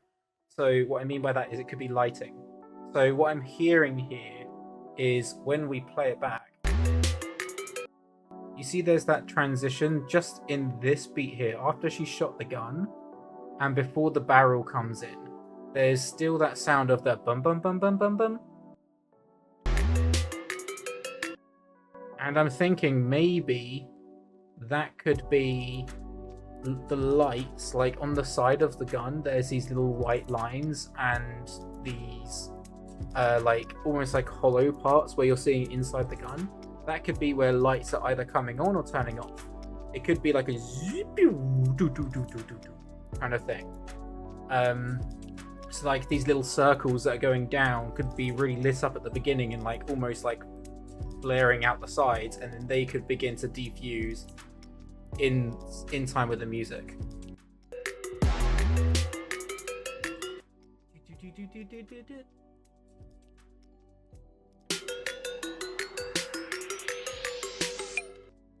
I was also doing a test for the sword. I haven't finished it, but I did do a test for the swords that's going to come out later, which I haven't shown earlier.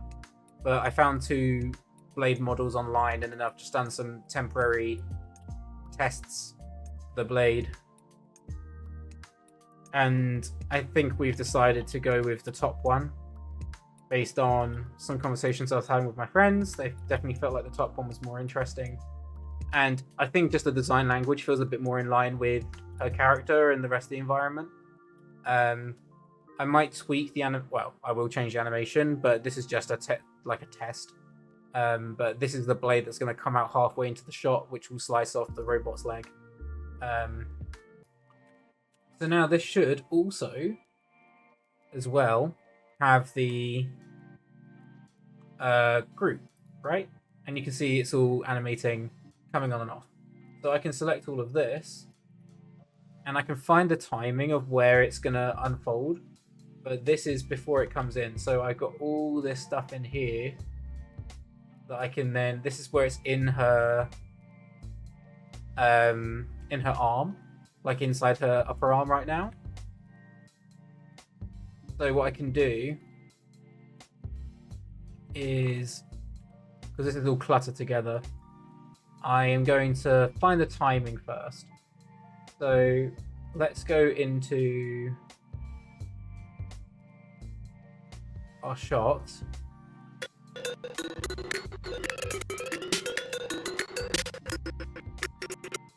It's around here. It's going to begin to come out.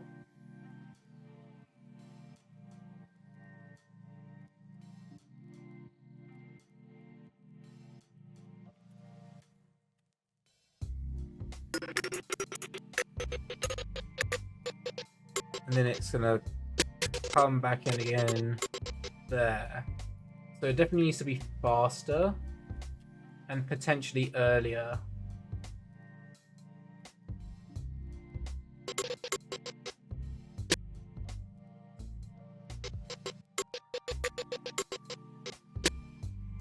there, that'd be around here.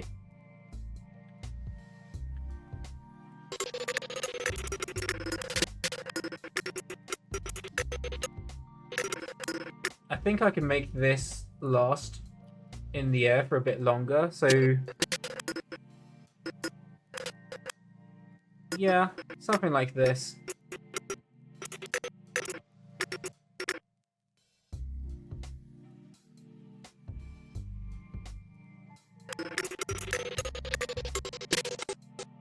That should work. So now that I've got the timing working, we can rescale the hand.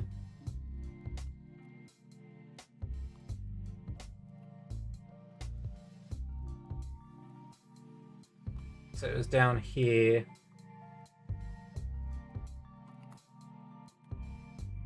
Now to do this accurately, really I do need to put this into position with it all out.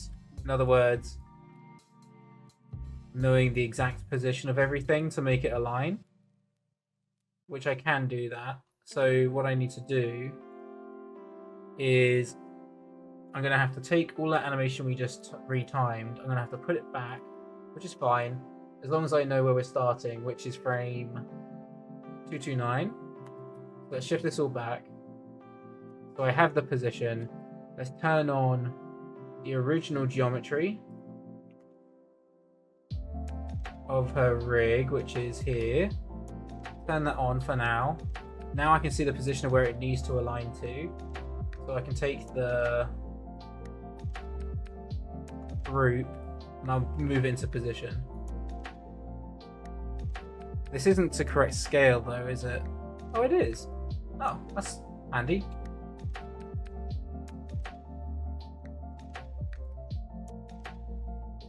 For some reason. Oh no, it is. I guess it is.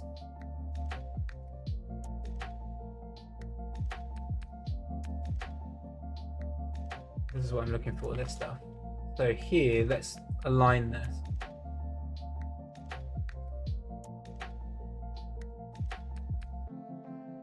Does it need to be smaller? I'm not so sure it does, you know. Or if it does, it's not by much. It does, but yeah, not by much.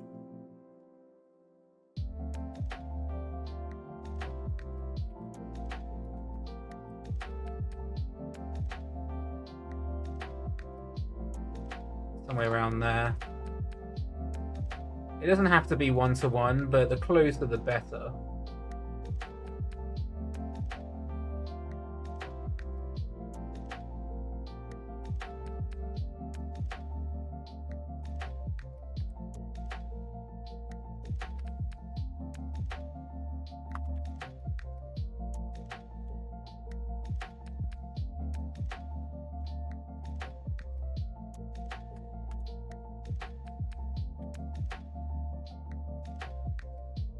I think that should work. That seems to be all in position. So now that I've got this position, I can, again, constrain that group with the forearm.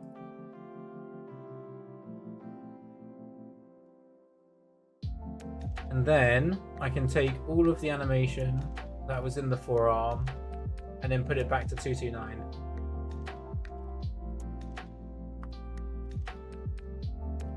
Which was here. There we go. So now in theory, let's just delete that key that we had where we were on the floor here. So now if we go here, in theory it should grow at the right time. Doesn't look like it's in the correct position. I've got this geometry, which is part of her rig here. So let's delete that. So it should be missing. But these components here I can see aren't in the right position. Oh no, it's frozen. Don't. Ah, thank God for that. I thought it was going to crash. Yeah, no worries, Seb. Good to see you. And yeah, definitely come back and see what progress we're making. I'm curious why that's not in position now then, because when I move this, it is rotating, but it's in the wrong direction. So when it grows out, oh, it is, but it's because I know what it is. It's because it's bent. So when if it was straight, it would all be aligned like this. So technically, this is going to be tricky. I might end up having to animate the geometry pieces here that are coming out. These all need to be rotated slightly. So I could always group the group again. So that's all in a group within the group. And that means I can actually animate this group when necessary.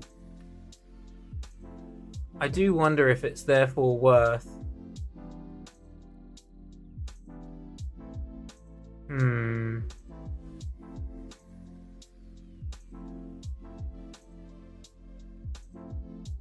I'm wondering if it's worth keeping it straight.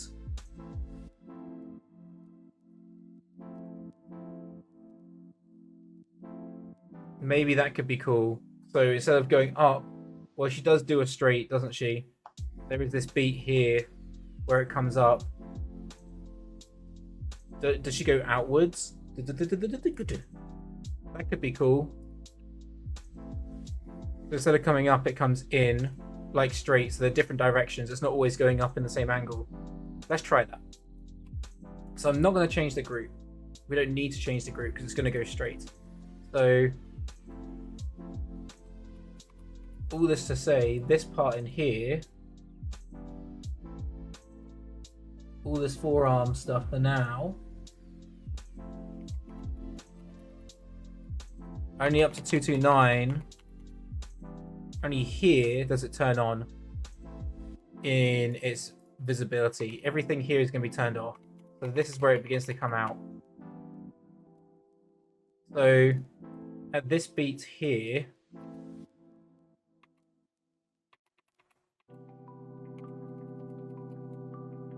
let's turn on the sniper to give us a bit of context.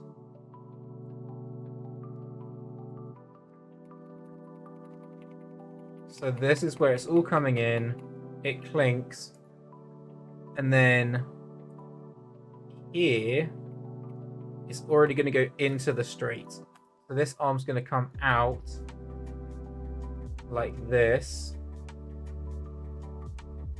and this forearm is already straight. Does this work?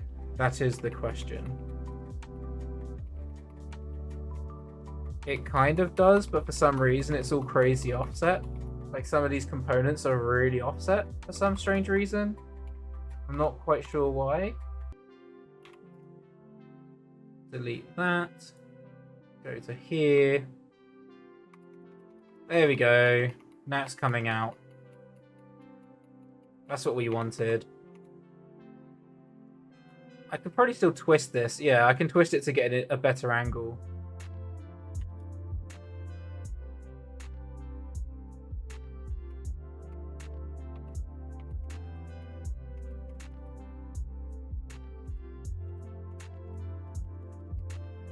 So let's do an angle like this. Something along those lines.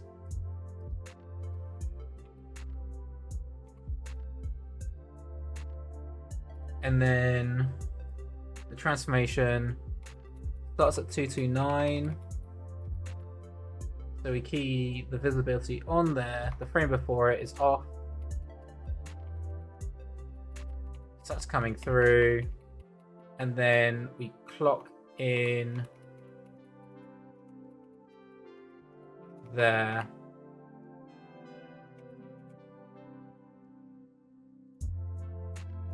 And then that key's off.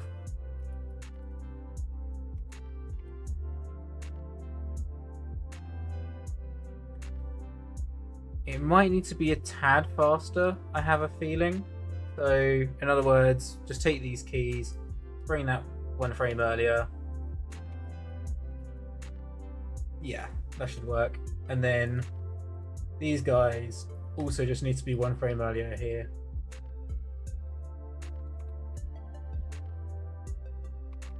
Ding, ding, ding, ding. And then that's when it comes back in. So these guys here are also turning on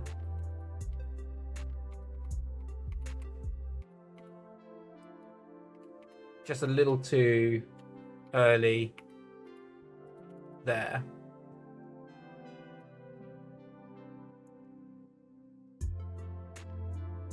So now this is where the forearm can come in.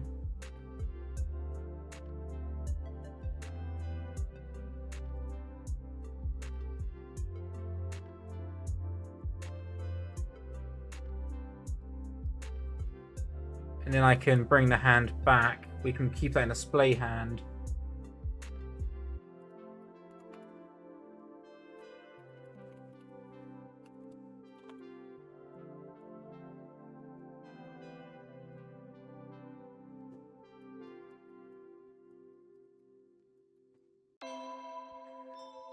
Like this. And then the splay hand here. So this is going to be her left hand spread.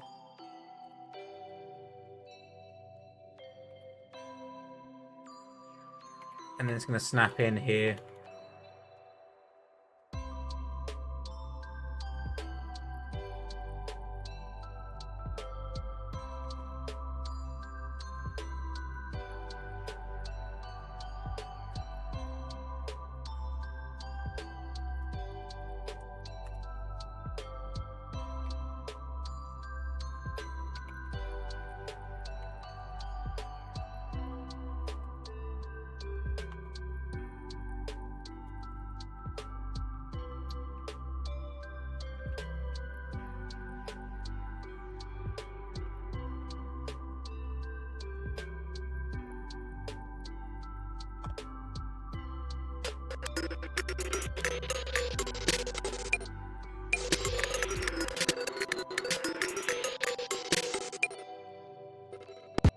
Yeah, I think that's got all the beats working now.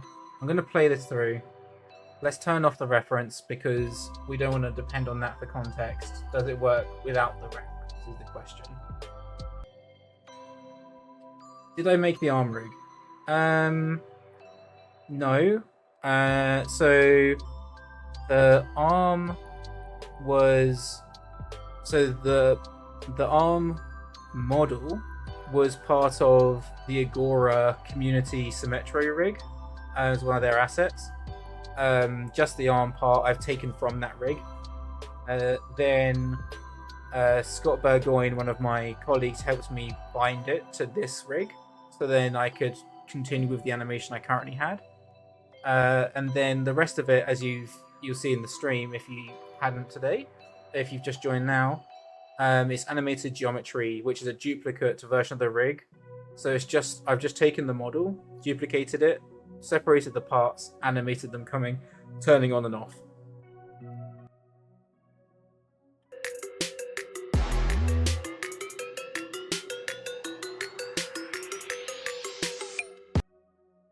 That's the thing that's working though, the beats are there.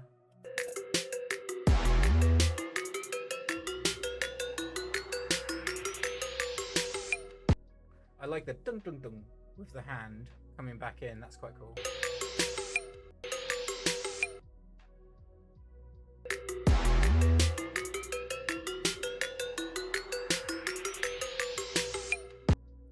And then she runs off. So I'm just going to try and replay Blast with the whole thing just to see if it feels right with the TV.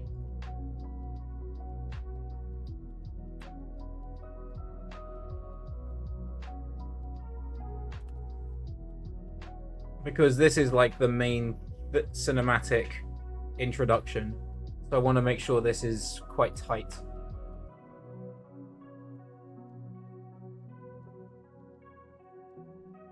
But yes, a lot of the assets that I have been using up to this stage are like, you know, a lot of them are pre-made. I'm trying to kind of make I'm creating my own vision with the assistance of other people's assets. So I've been looking at a lot of like CG Trader and Turbo Squid. Some of them I have paid for, some of them I haven't. The majority I will obviously try and find as free if I can. But if there's one that just really works, then I have invested small amounts into assets. The main one being the main environment, right? The Cyber City. And then I bought like a sound package, which will help with Foley and kind of like reference. I might end up collaborating. There's been a couple of people that have reached out to me who want to collaborate for the sound design for this, which is really cool. Mostly for like the Foley and the sound effects. Obviously the music is going to be the music. There's no change there. But yeah, it'll be interesting to see which directions we could take with the final product, because sound brings so much to a piece. There's one guy who's currently streaming at the moment. His name's Guacha, who's been tagging me in his posts as well. He basically reached out to me on Twitter being like, hey, do you mind if I do some sound design practice on your animation?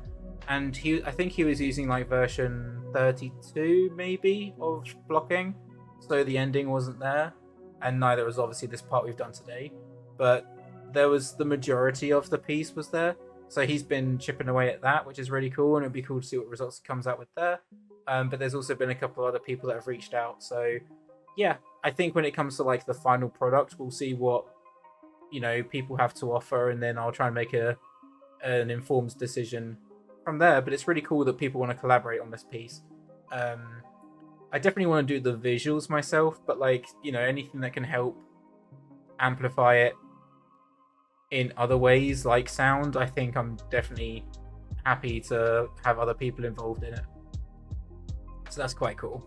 But yeah, this is mostly like a creative endeavor for me and just to see what I'm capable of doing. So as much as I do enjoy collaborating with other people, this is definitely like, from the animation and like lighting and comp and all that stuff perspective, this is like both a pursuit of seeing if I can learn Blender, but also trying to explore creative outlet for me in terms of the stuff that I enjoy.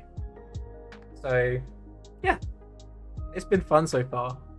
Like, even though it's taken a very long time to get to this blocking stage, I do feel like it will start to get faster as we begin to go into like blocking plus and basically refining the shot. It's just trying to flesh out the concepts and the beats and the rhythms and all that stuff takes a lot of planning, and that's why it's taken this long. But that being said, at the same time, we've only actually animated for about 16 hours in this shot. So if we did this in one big sprint, you know, we would have come to a much quicker result, or like wouldn't have taken as long. Obviously there's only so many hours one can put into a day with the amount of stuff that goes on, so it's just been spread out. But the amount of time we put into it hasn't actually been all that much. A lot of planning, but execution hasn't taken too long. What parts am I planning to use Blender for? So I think Blender will primarily be for shading, lighting, rendering, grease pencil. So I'll be doing some 2D effects, which I want to explore. Then yeah, a lot of the shading and comp is like a big part of it. I mean, I'll be comping in After Effects a lot of it as well, but maybe exploring texturing within Blender. I think we'll get into that one a little bit more deep when the time comes, but I've been looking into a lot of like how I can efficiently texture this and still get to a result that I'm looking for, and I think it's going to require different methods depending on the object and where it is in the scene and where the camera is at that point in time. But there's a few different techniques that I've been looking into. Like, just as an example, one technique that Arcane used a lot in its process was projection mapping. So they would do like a matte painting, and then they would match the 3D environments to their match painting, and then they would project the concepts over the top of the geometry. and then they would clean it up afterwards using Mari. And some people would use Photoshop, etc. So there are different techniques that you can use and you can utilize to kind of get to a more painterly look. When I say painterly, I think the style that I'm aiming for is much more like it's quite literally painterly, as in the sense that it's supposed to kind of look like traditional oil paintings like you would in anime. So like if there's a lot of references I've got from Akira and Ghost in the Shell about how they paint their backgrounds, and that's what I intend to do with this. As to how the results are going to look, I don't know. Like, it could be very successful, it could be not so much at all. I don't know, but that's why I say it's an endeavor. So it's just a way of learning different skills.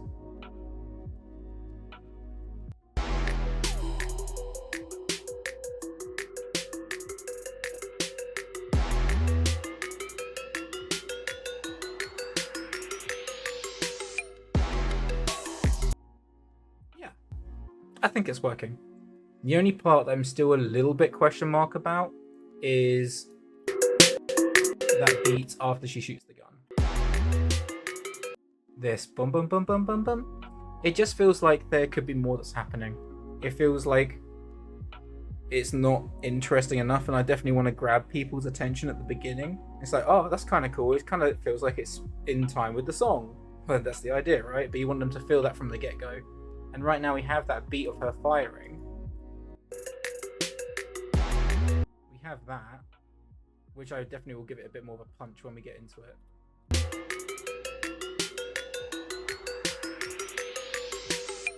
Like, that part at the end works, but the part in the middle, that one beat where there's those little ding ding ding ding ding ding, it feels like something should be happening and it's not yet. So it could be maybe there's a different thing that happens with the gun.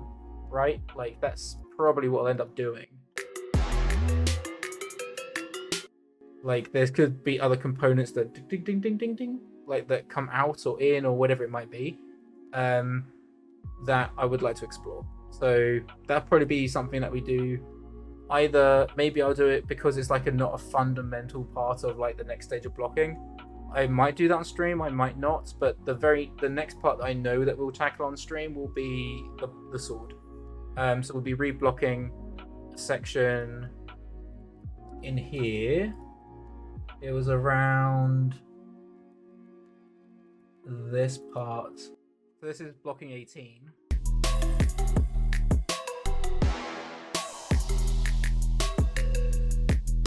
So it's that beat there. So right now, she jumps, swings around, lands, and then begins to climb up him. But what I want to change this to is that she's going to jump, and then around here, her mechanical arm is going to go into her body. She's going to come through with only half an arm. And as she swings around here, her blade is going to come out, and we're going to see the blade transform. Then she's going to come down, and she's going to slice his leg. So then his leg's going to come off. Like, by this point, her blade's going to have sliced. And then his leg's going to sparks off to the left. And then he's going to be hopping. So at this point, he's going to be on one leg. And the rest of it will still remain the same. She'll still climb up him. She'll still kick off his head.